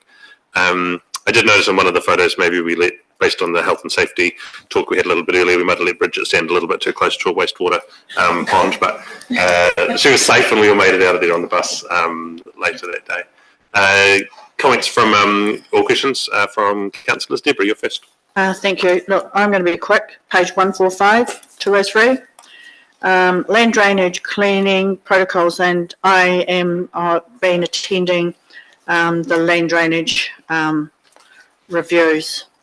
We've got land drainage clearing protocols to be developed, and then it's timely that these are reviewed, e.g. pest and native fish separation, rescue and alternative cleaning methodologies such as returning the sediment, adjacent land and plantings to increase shading. I guess the issue that I have with regards to the separation of pest and native species is that we have a responsibility for trout as well, and they are considered a pest species by some. For others who are recreational anglers, they are not considered in our One Water strategy a pest. They come under the fish and game responsibility, and if we are looking at just using the land drainage example and putting that through the whole of our One Water strategy, how are we going to manage the pests and the pests, what they're called pest species, because we don't have a definition, but I'm assuming it's trout in some cases, and in other cases a pest may be an eel, especially where you're actually trying to protect the mudfish. So I just want to bring up little words like that, or little sentences like that, because they don't actually go across to the other areas that we've discussed in other workshops with the land drainage to manage how we're going to manage these species. So I really want to highlight the danger, I'm sorry, but where you adopt something like this at a council level, but you've got a working party with your land drainage that has not been signed off, and you're going to have conflict between the two documents. So I just want to highlight, are we being too ambitious and signing off this first and then hoping that the land drainage working party group is just going to fall underneath all of this with all the work that's been going with the catchment management plans? Or should we actually be integrating them together? And I've only just chosen that one example because that's the one that just glares at me with regards to land drainage. And I know that we've got, high country, you go fishing in the lakes, that's a trout of a pest, then they're a pest species. So just be careful in understanding how this is viewed on a holistic approach of all of our species that we have a responsibility under the RMA currently to consider and protect. Thanks, Deborah. And I think the piece you've highlighted there clearly says that it's within land drainage. It's not talking about all of the other waterways and where they might be found. And within land drainage, the working party members that we've had from Tuamotu, Craig Pauline and Bridget Rebellion have been heavily involved in all of the land drainage work and that committee to date. So there should not be the inconsistencies that you're raising because the people that have been involved in this drafting are those same people that are on that land drainage committee. I don't know if you've got anything further to add, Murray, just to... Yeah, I think you make a good point, Deborah, in that this strategy is a high-level document. It provides direction of travel for work that will happen under that. And one of those working programs is those catchment management plans. And so when the working party on the catchment management plans are finalising those, the strategy just sets out a number of questions that committee should ask. So in terms of pest species, are they saying, I suppose the question is, what is a pest species? And that's for that catchment management group to define what those are. It may be that a species is a pest in one particular area of drain, or it might be limited to a stretch or what the case may be. So that work will flow out of the strategy. So the strategy asks a question about making sure we separate the pest species, and then the answer needs to come from those working groups and those catchment management plans to define what those pest species are and how we're going to manage those. Thank you, Murray. Elizabeth. Hi, thank you. I've got quite a few notes here, so some of it will be questions and some of them are not. So the first thing is a question. We've got in here that it's assessed as a lower degree of impact for people of Selwyn, except for Mana Whenua, in which is a high degree of impact. But I actually see anything to do with water is always a high degree of impact for anybody, because we're talking about so many aspects of water, but water is really for everybody. It's very much on the high, and with that should give us the opportunity for the community to come back and consult on this really important document, because the direction that we take and the overview that we have of how we of working with the land drainage and other things, it's very important that our communities have the opportunity to feed into this. So I would like to be able to move that amendment, to put an amendment forward that we can include in this, that we open up for consultation to the community. Also, on top of that, there was no rural representation on the One Water Advisory Group. I'm just questioning why that was the case, given that the impact of this on the rural communities could be quite large. We've seen that a lot with flooding issues. The land use changes and sustainability are really big driving factors with great implications for our food security, are they not? And the waterways, the health of the water does need to be prioritised, but we need to make sure that that's done in a fair and balanced approach, and not in a way that's going to inhibit the ability for this community to remain as a food productive area. In terms of the implementation plan, Deborah raised about the trout, but also just again, sediment placed on the land adjacent. Is this private farmland or is this on public council-owned land? What's the impact of that?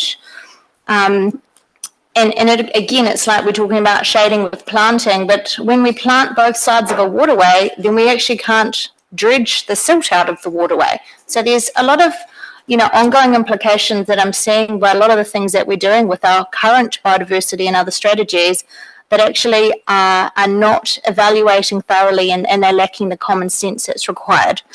Climate adaptation planning is considered in this strategy. Therefore, this is really of high significance to everybody, because climate adaptation planning, anything that falls into that category, does affect on private property rights.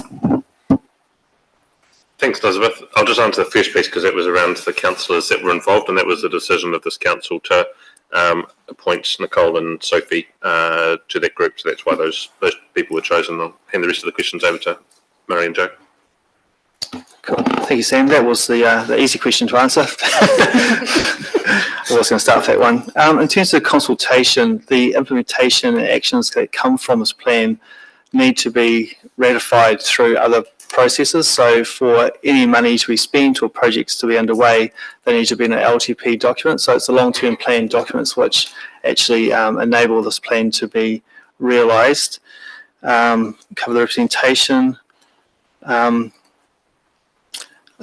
suppose the priority of setting healthy water, and there is a definition of Te Mana o Te Wai, which I think is what you're referring to. And I might just read that if that's okay. That's on page 30 of the strategy. So Te Mana o Te Wai refers to the vital importance of water, a principle used in fresh water management to ensure that the health and well-being of the water is protected and human health needs are provided for before enabling other uses of the water. So I think it's quite a nice definition of what that is. So it's protecting the water to enable or protect the people. So that's, I'm not sure that's an answer to that question. In terms of implementation, I think it goes back to the conversation we had about Deborah's question, that sediment removal, shading, and how we plant out the drains is all going to come through that implementation plan, which again needs to be budgeted for and run through the LTP. So those sort of details come through those secondary documents, which will be coming through council at some point once they're ready. Climate adaptation. So we have got the Aqualink report. And I think this talks about resilience in our assets. So it's, in terms of what's happening to groundwater levels, how they're going to impact our sewage system. If we have increased droughts, how's that going to impact our water use and demand? So I think climate change is an important thing. But again, any adaptation, additional infrastructure that's required goes through an LTP process to approve budgets and direction of travel for those. Thank you, Murray. Lydia. Just looking under goal 1 of waterways, and I know that we had a bit of a chat about this yesterday. I guess I've got some questions around policy 4, and when I look at these policies, and before anyone tells me it's high-level strategy, stay up there, don't think about actions, I need to understand what these policies mean on the ground for our people, because it's in our interest to make decisions for people. And,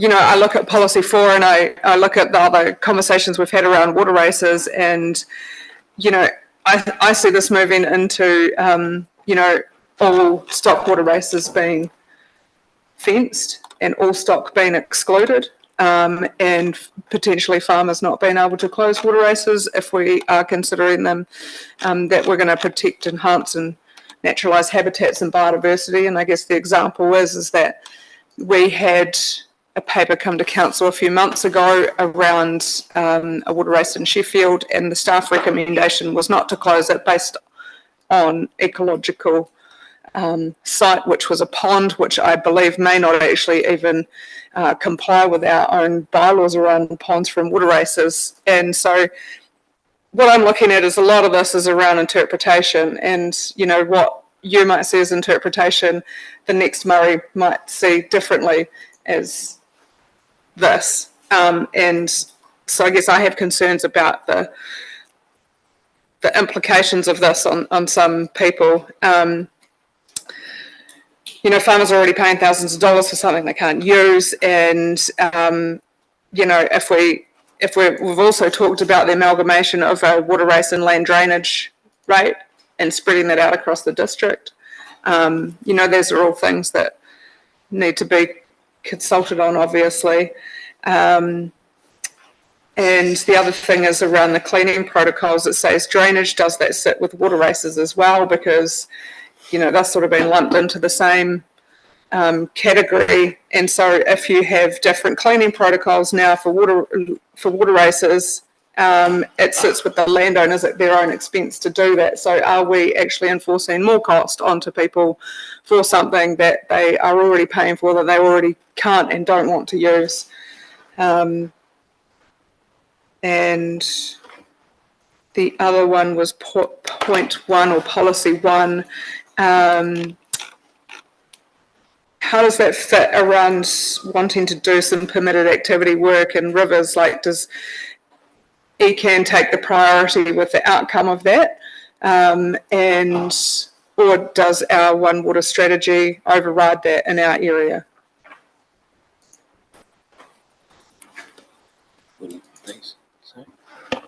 Okay, so there's a few things there. I suppose the first one, and seems to be a lot of discussion about water races. So I fortunately do have the water race policy here. The water race policy currently requires council to consider ecological matters. So I might just read out the consideration. This is water race policy W107. The council will also consider other relevant factors, including the enhanced use of the relevant scheme for commercial and non-commercial irrigation, aquifer recharge, targeted stream augmentation, land drainage function, where a designated land drainage system area exists, amenity and ecological values. So I suppose in some ways ecological values are already considered in our water race closures, but this does put a bit more of a pointed consideration. When we talk about protect and enhance naturalised habitats and biodiversity, I think we have to take each water race closure on a case-by-case basis.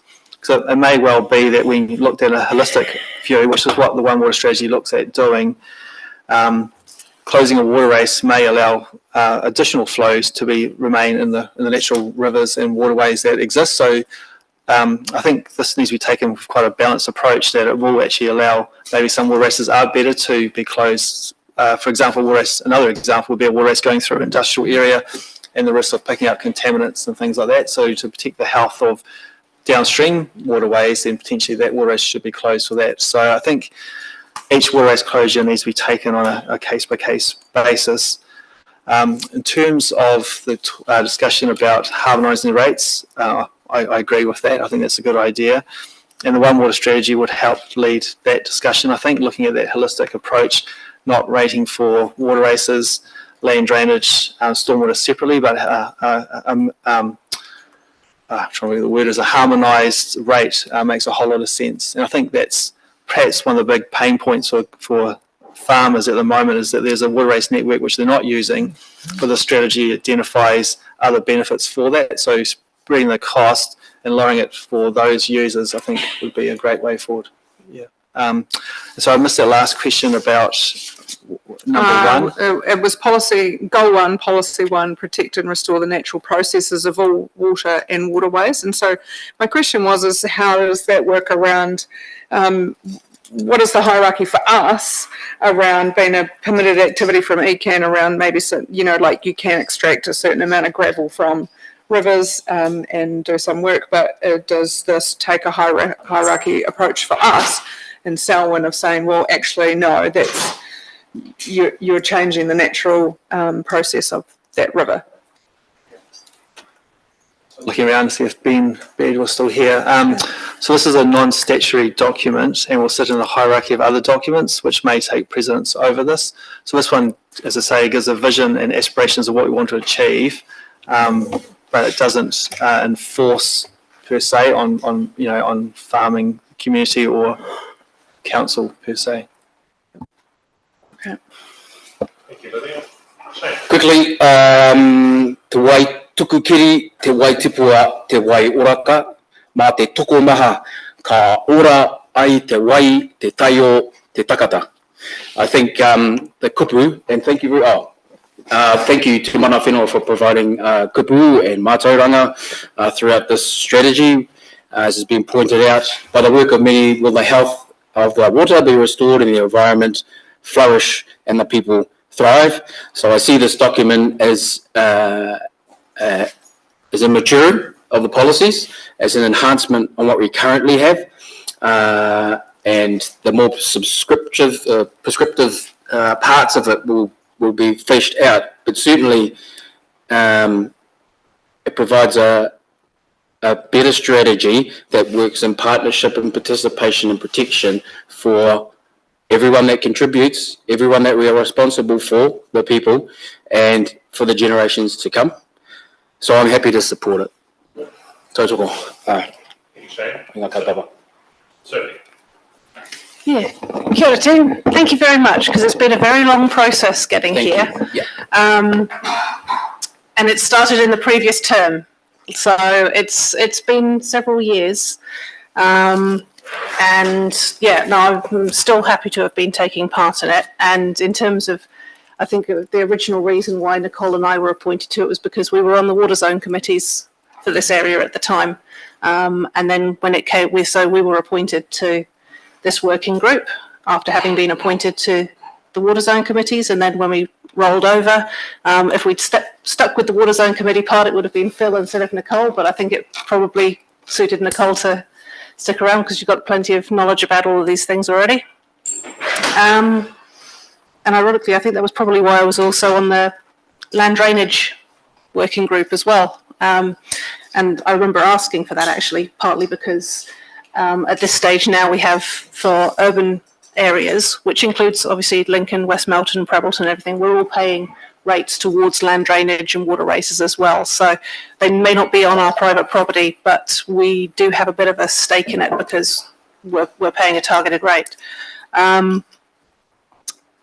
It's an interesting one though, because part of why we've had to do this is like the historical context is in the document, and I've got a feeling a few people will sort of skip past that. But in many ways, the way that the water sources across the land look now is a response to how the original European settlers found the land when they wanted to farm. So that's how it was reworked, and some of them were original streams, and some of them were put in deliberately to try and manage how the land and the water worked, because the original topography was an inconvenience. And now, ironically, to many, it seems that what their ancestors did is now the inconvenience, but the water's still there and it's still important. And it's still having an impact onto Waihora further down the catchment. But yeah, it's been really interesting being part of this. And the part that I like the most, just to bring it into a slightly different topic, because we've spoken a lot about the rural impacts, I like the fact that it also refers to the urban environment in terms of infrastructure, stormwater, and drinking water, public health, and all that sort of thing. And that's actually really important for a very large number of our people. And I guess so. I do have a question, and the question is, how do we think we'll see this flowing into things like, so we know that it's likely to sit under Waikirikiri Tua. How do we think this might go into things like when a subdivision developer gives us, say, an outline development plan, or if you're looking at, or a new water services CCO is looking at increasing capacity at Pines, or where does the way that the cleaned water go and all that sort of stuff, like how is this going to feed into that? Because those are big long-term issues as far as I'm concerned as well. Good question. Thank you, Sophie. So in terms of if a new CCO is to be stood up and established, then this document would likely be, I don't want to preempt that, but could potentially be referenced in any letter of intention or expectation to the new CCO. So that would be one way of linking that through. This is if adopted today, this is a plan that will be adopted by council and therefore would be given some consideration through those plan change type hearings. But there's a level of hierarchy, and certain documents will take precedence over others, and I can't speak to that in any more detail. Thank you. As always with these documents, the devil is in the detail, and I think today we've got into some of the detail probably. What I was heartened to hear was that this is not a regulatory document, it's a vision document, and specifically visionary about the council waters, the 5 council waters. I'd suggest it's probably V1 of how many versions it will be, because clearly, as it stands at the moment, there's been very limited engagement with the wider rural community about how this affects their businesses and the interconnection with that. So I would, just a note of warning there, that I think there's more work to do. This is V1 of serious revisions, particularly around the non-mention of food production within there, I think is a glaring omission, which needs to be addressed in part of it. But I asked you earlier, and I think it's important to try and put it in the public. One of the things I was concerned about was particularly waterways point. It's actually out of order for some reason. It goes 354 on waterways on page 124. If my glasses are correct. Nice working there, chaps. Thank you. We'll fix that one up. Restrict unnatural mixing of water bodies and their waters. Now, that seems a pretty innocuous term, but when you put it into context of going, well, we run water from the Waimakiriri right across the plains and they go into soak holes to groundwater. We have stormwater running into those waterways and rainwater and drainage going into those waterways and mixing different ways. We just have to be careful what we're doing here and understanding what does that mean in practice. And I think we've raised some concerns around waterways. And just to reiterate, Lydia's points, a lot of this is very nuanced, and having a very static position can be very difficult because the example I think Lydia's talking about is Sheffield, is that there was a whole project built around a vision of how water would be delivered in a catchment, and it got sort of 85% complete. It didn't get finished off, and now we're saying, no, we're not going to complete our 15%, which is quite a promise to break or to not adhere to. I think there's some moral obligation on the council to continue with what it's promised to do.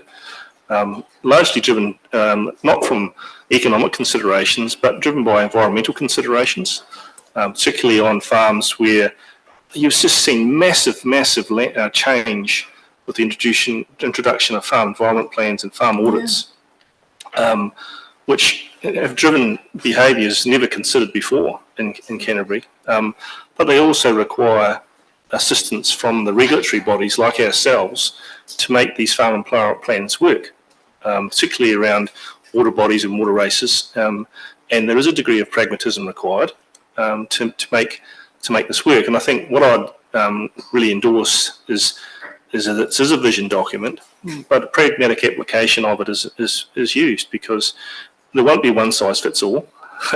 We're such a diverse catchment from Alps to the sea that what you say in the water race network won't work in the planned drainage network, and vice versa. And the potential cost of this are significant. I think we need to acknowledge that there is a significant cost burden, and where will that fall? Again, referencing water races, we stopped charging in urban situations because most urban ratepayers objected to paying a water race fee for a water body outside the gate, which they didn't use. Farmers are in exactly the same position now, but are not getting no relief. And so, but largely, it's not driven by economic considerations, it's largely driven around environmental considerations. So I just want us to be really nuanced in that. One of the questions I had, I raised earlier, I just was a wee concern at the back of my mind. I just seek your clarification. The government of the day has asked Environment Canterbury not to introduce their RPS on freshwater management. Are we likely, by introducing this, to be caught by anything in here that you think would actually not align, or they would ask us to say, hold fire here, chaps, just wait till we do the RMA reform? Is there anything in this document which concerns you in that respect?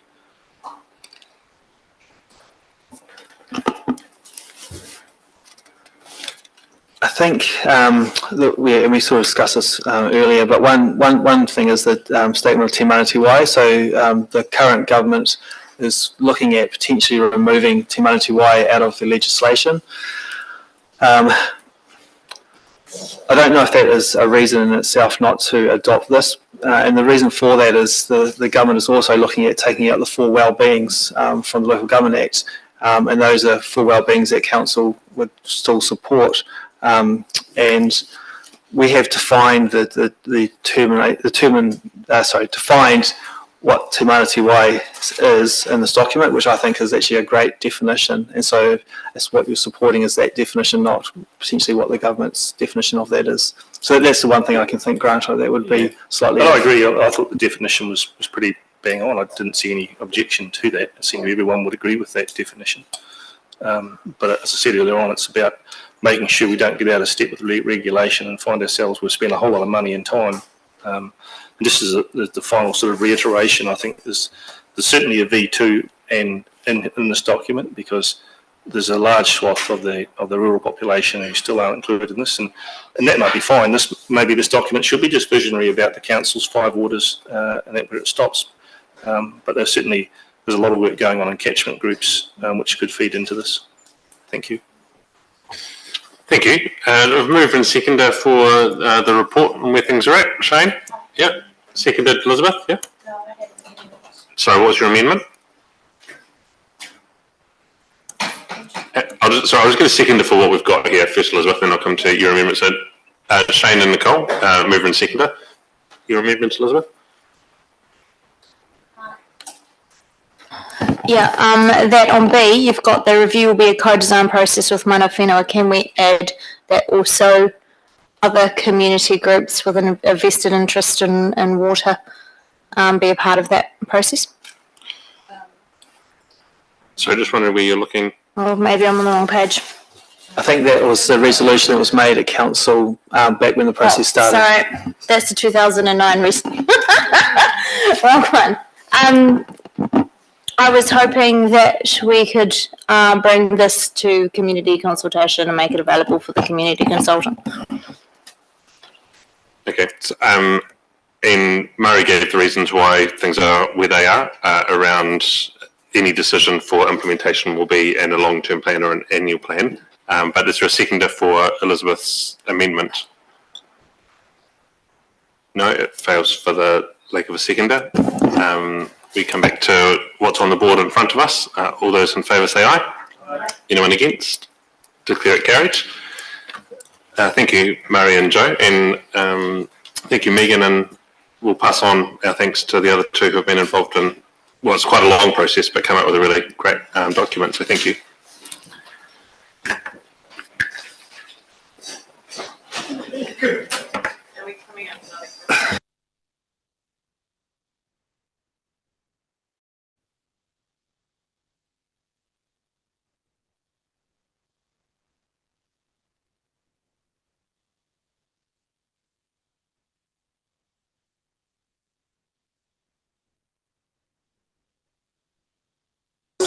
I'm just going to ask Megan to come and sign on behalf of Taumutu the document with me following the passing of that resolution.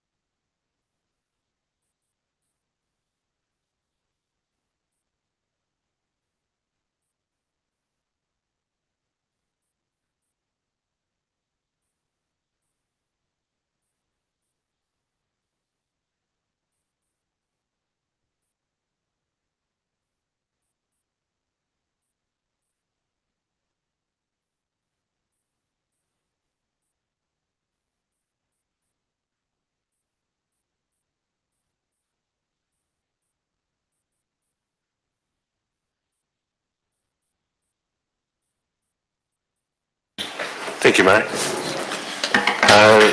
The next item is risk policy and framework, and welcome to the end of the table, Stephen Joyce. Thank you very much, Your Worship. So we're just going to take a real quick background, and then Julie's going to summarise how the two documents work together, and we'll give you a little bit of an indication onto next steps. This document's been through the Audit and Risk Committee a couple of times in iterations. We're now coming to you today for the full approval. What we have done with the two documents is make them more fit for purpose and to also align with the current organisation structure and the objectives of the council. We've utilised examples from around the sector where they best fit in, so haven't reinvented too many wheels here. We have learnt from Auckland Council, Invercargill City Council and Christchurch City Council in particular, and some of the things that they're doing really well. And we're also utilising the best practice from international standards that have been noted in the paper as well. Julie's just going to touch on the relationship between the policy and the framework and why we have two documents for you today. And then we'll touch on the next steps. Also just flag, Julie will also give you a couple of themes. We're workshopping this with senior managers and heads of departments and teams at the moment. And we're identifying some of the key risks that are coming across at an organisation level, and we'll share a couple of those on the basis that when you're on your summer holiday, then you can be thinking about risk, because it'll be the most important thing you'll be thinking of. That when we come to workshop early in the new year with you, that you will have well thought out dreams and visions. It won't be sunburned. It won't be sunburned because you've managed your risk appropriately. Thank you. Julie. Thank you. So the two documents you've got here, just starting with the policy and what that document is that document is very much our guiding light. It sets the approach that we are taking. It sets out the framework, it sets out roles and responsibilities across the organisation, from governance right down through to contract staff and managers, and the roles and functions that they're expected to play, and the very much the the statements from a strategic level on the approach that Selwyn District Council will take to that. Now, the framework is where the rubber meets the road, in terms of the fact that it is how we implement those statements that we've made in the policy. So what we have through there are the elements of who is responsible for what. It's starting to look at strategic risk, not just operational risk. But we do come down to the operational risk level and then start to flow down from there on enterprise risk, how we manage them in department levels, to start to be able to give council a consistent language and approach that we can start to use when we talk about risk, and start to lift it up from being strategic project risk to actually where are we going as an organisation, and how can we help monitor the things that will allow us to achieve these strategies that you're beginning to set into place for us. So what you have in there is there are risk registers that will be from the basis of what we will do. We have set up really key consequence tables, which are set down on really core levels based on what other councils are doing on what are the types of consequences we need to consider. What does catastrophic actually mean in our context, looking at the different types of things: legal risk, reputational risk, financial, health and safety. What does that mean for us in our context? And then also, again, coming down to likelihood ratings, what does really likely to happen, coming down from just 95% and actually bringing that into a contextualised basis. So that's what the framework is doing. In terms of where do we go from here now that we set this, once the structure is set up? So what we are starting to do, and what we will be reporting through to audit and risk in the new year, and workshopping with yourselves, as key strategic risks. And that is just identifying them at this stage. We will circle back to looking at what sort of controls we have in place around them. But that we have started a series of risk workshops at a management level with heads of departments and ELT, boots on the ground, and saying across your departments and your what are you seeing as the key risks to how you execute strategies and you are delivering the outcomes and objectives set by council. I'll come back to that in a moment. From there, we will workshop that with you guys in the new year and have that adopted by you. We will then start to work at what are our top enterprise risks, and then flow down from there to train the organisation to help from a departmental level manage its own risk registers and start to identify and manage their own key risks. So if we are going from there, just what are the themes that, as Steve indicated, that are starting to come out of these management level key strategic workshops? Probably the top three themes to give you a little bit of a heads up on is pace of growth, and how it is coming out as a risk to be looked at, make sure we're monitoring that everything is aligning to. Number two is changing long-term community expectations. With the change in the demographics. And the third is making sure that we have that alignment across our council functions to make sure we're all driving at the same priorities in the same direction. So that's it in a nutshell.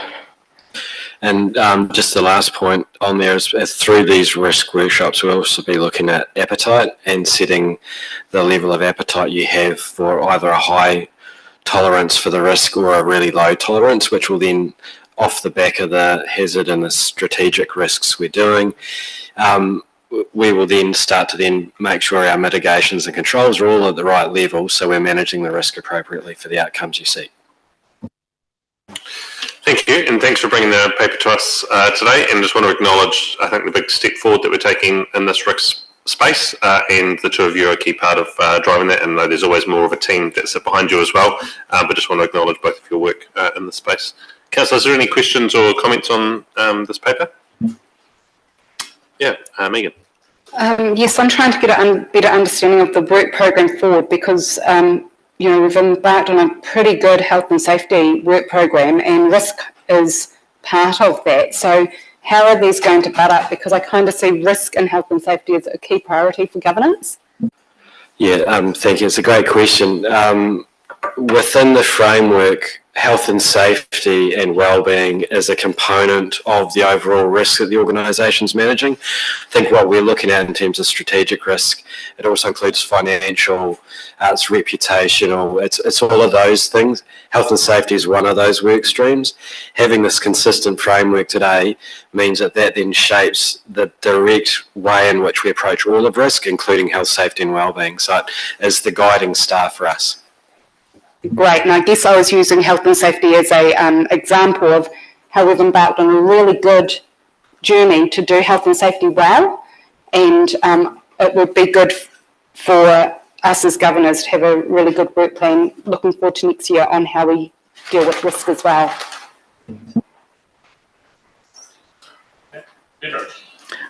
Just one quick question. Do you see this falling out under a proposed strategic governance policy?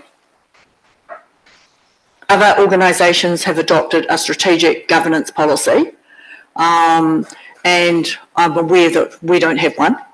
And I just think that would this fall out under that strategic governance policy? Where would it sit if we were to go through and develop a strategic governance policy? I'll let the Chief Executive answer this one, and I might support. Thank you for your question, Deborah. I think we've alluded to the fact that actually Steve will be leading a programme of work about reviewing all of the policies, and ultimately, if as that review is undertaken, if there is a requirement for strategic governance policy, then that can be looked at the time, but and that can be taken into consideration. But as it stands at the moment, it's there as a standalone policy to be endorsed by governors. The reason why I did ask that question is because we're actually effectively giving delegation to audit and risk through this particular policy. Council is delegating to audit and risk. Am I reading that correctly? Well, no. It does mention that there are 2 elected councillors on audit and risk. Correct. I'm just going by what I've read, and I'm just trying to understand, is council giving a delegation by adopting this policy of actually giving the delegation for responsibility to its audit and risk committee? No. And that's the reason why the Audit and Risk Committee have referred this back to Council for final approval. They've provided the feedback, they've been involved, they've given their specific guidance, but ultimately it's Council's delegated responsibility to approve this policy. So that hasn't changed. Thank you. And Phil, online? I was just going to pick up on that too. I don't believe that, in fact, this council can delegate that responsibility. This responsibility for the sits with council and all the officers. Yep, and that's the route that we're taking with this decision. So thank you, Phil, for clarifying. Do you want to move it, Phil? Yeah, yes, I am. Cool. Seconded in the room. Sophie, thank you. All those in favour say aye. Aye. Anyone against? Declare it carried. Thank you. Just note we're coming up on 2 hours for the meeting, and if we want to continue, just move and second the motion to continue the meeting. If people are happy to do that, Deborah, seconded Lydia. All those in favour say aye. Anyone against? Declare it carried. We come to tab 17, the procurement policy on page 172. Moved by Malcolm, seconded by Shane. Welcome Alison and Tim. Thank you. So this is a follow-up. Nick Hallett took the procurement policy and talked through it at Finance and Performance a few weeks back. There was a lot of discussion at that meeting, and rather than me go through the policy again, what I'm keen to do is just talk through the feedback from that meeting and where that's been incorporated into the policy itself. Okay, thank you. So I think one of the first points was clarity around procurement and how it functions at SDC. And I think in the past, we've got the 2018 policy that sits there. That sat within infrastructure and property. Procurement is not just about infrastructure and property. It's got a much broader reach than that. And I think, again, sort of just going back to how we procure goods and services, it may be capital, it may not be. So I think just clarifying that point around how it functions in SDC and just noting again that was how Nick explained it, that this is best practice. This isn't a brand new policy that has been generated by Selwyn. It's mirrored off several different councils, several local central government departments as well. I think the following one was really around the procurement approach and just noting again that it is in line with New Zealand Government procurement principles, the Charter and the rules. It has been written obviously by Nick, who's got 20 plus years experience in this area.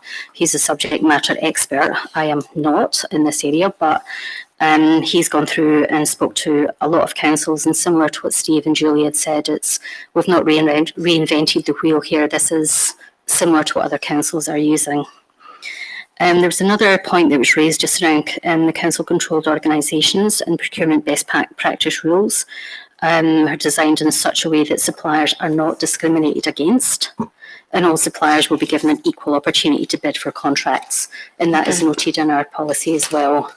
And it talks to being fair to all suppliers, irrespective of their location, whether in Selwyn or the broader Canterbury area, getting the supplier right, and also the risks if we do not get that supplier right, and making sure we get the best deal for everyone and ultimately the best deal for the ratepayer as well. And I think, Sam, this was a point that you'd raised around making sure we achieve best value for money by following a total cost ownership. We have moved that up in the policy. That now sits in section 2. Okay. And we've added a section into section 5 just around the additional principles of that as well.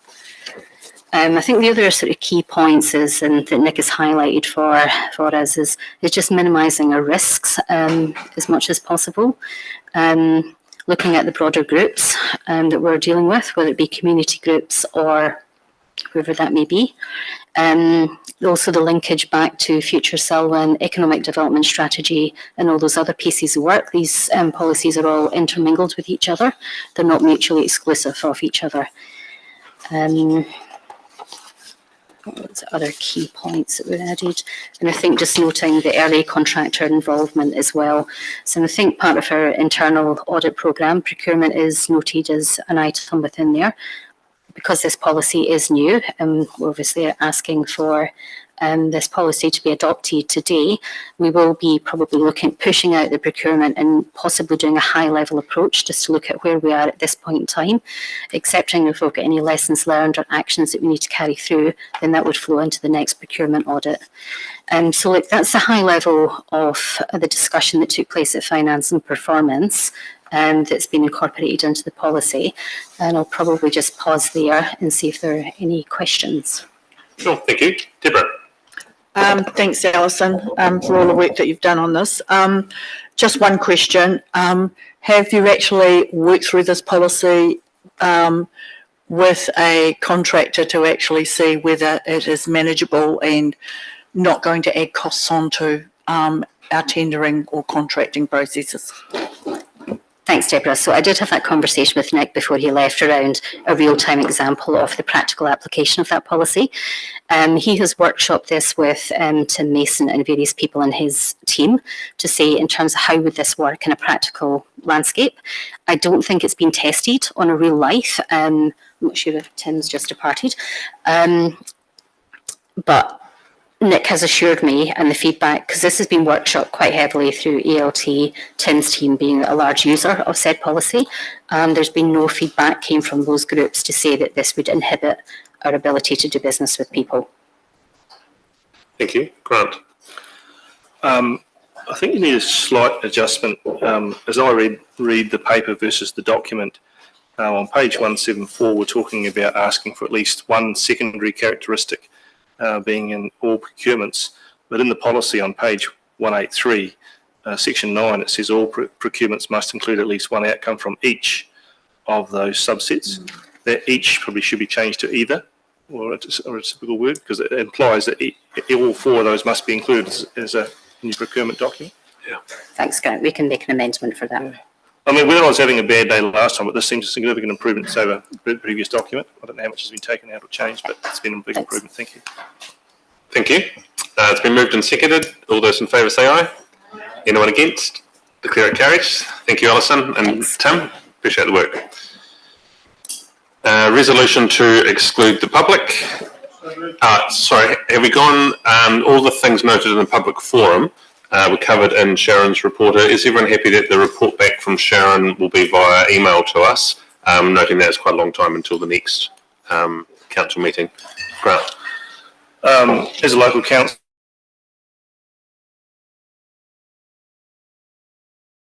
in Lincoln, I was, I guess the word you might call ropey, and certainly the community, as demonstrated here today, was very, very concerned about how this would be applied. And Lincoln Event Centre or Trees? Lincoln Event Centre, okay. Lincoln Event Centre, and particularly around the feeling that some of them were just transferred to Rolleston, and you can get in your car and go to Rolleston or somewhere else.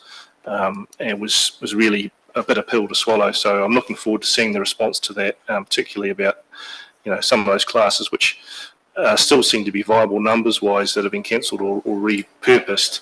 What other user has been given priority from these being moved on? I mean, why is someone else more important than this class, I suppose, is the question they're asking me. We're existing classes. We have a very good rapport. We enjoy the process. Can't we make this work? And, for instance, in spin classes, I see there was a representation today from the Youth Council about spin at the Youth Hub. I mean, I'm sure that's not wiping its face. So, I just would add that as a local councillor, I'm sure Deborah and Mal can probably too have a very most extreme level of correspondence on this that we've had for a long time. Okay, thank you. Sharon, you'll take that into consideration of the feedback of that question. And is there anything else that was raised in our public forum that people want to make sure the response covers? There wouldn't be obviously. No. Thank you. So resolution to exclude the public. Moved Elizabeth. Seconded Sophie. All those in favour say aye. Aye. Anyone against? Declare it carried.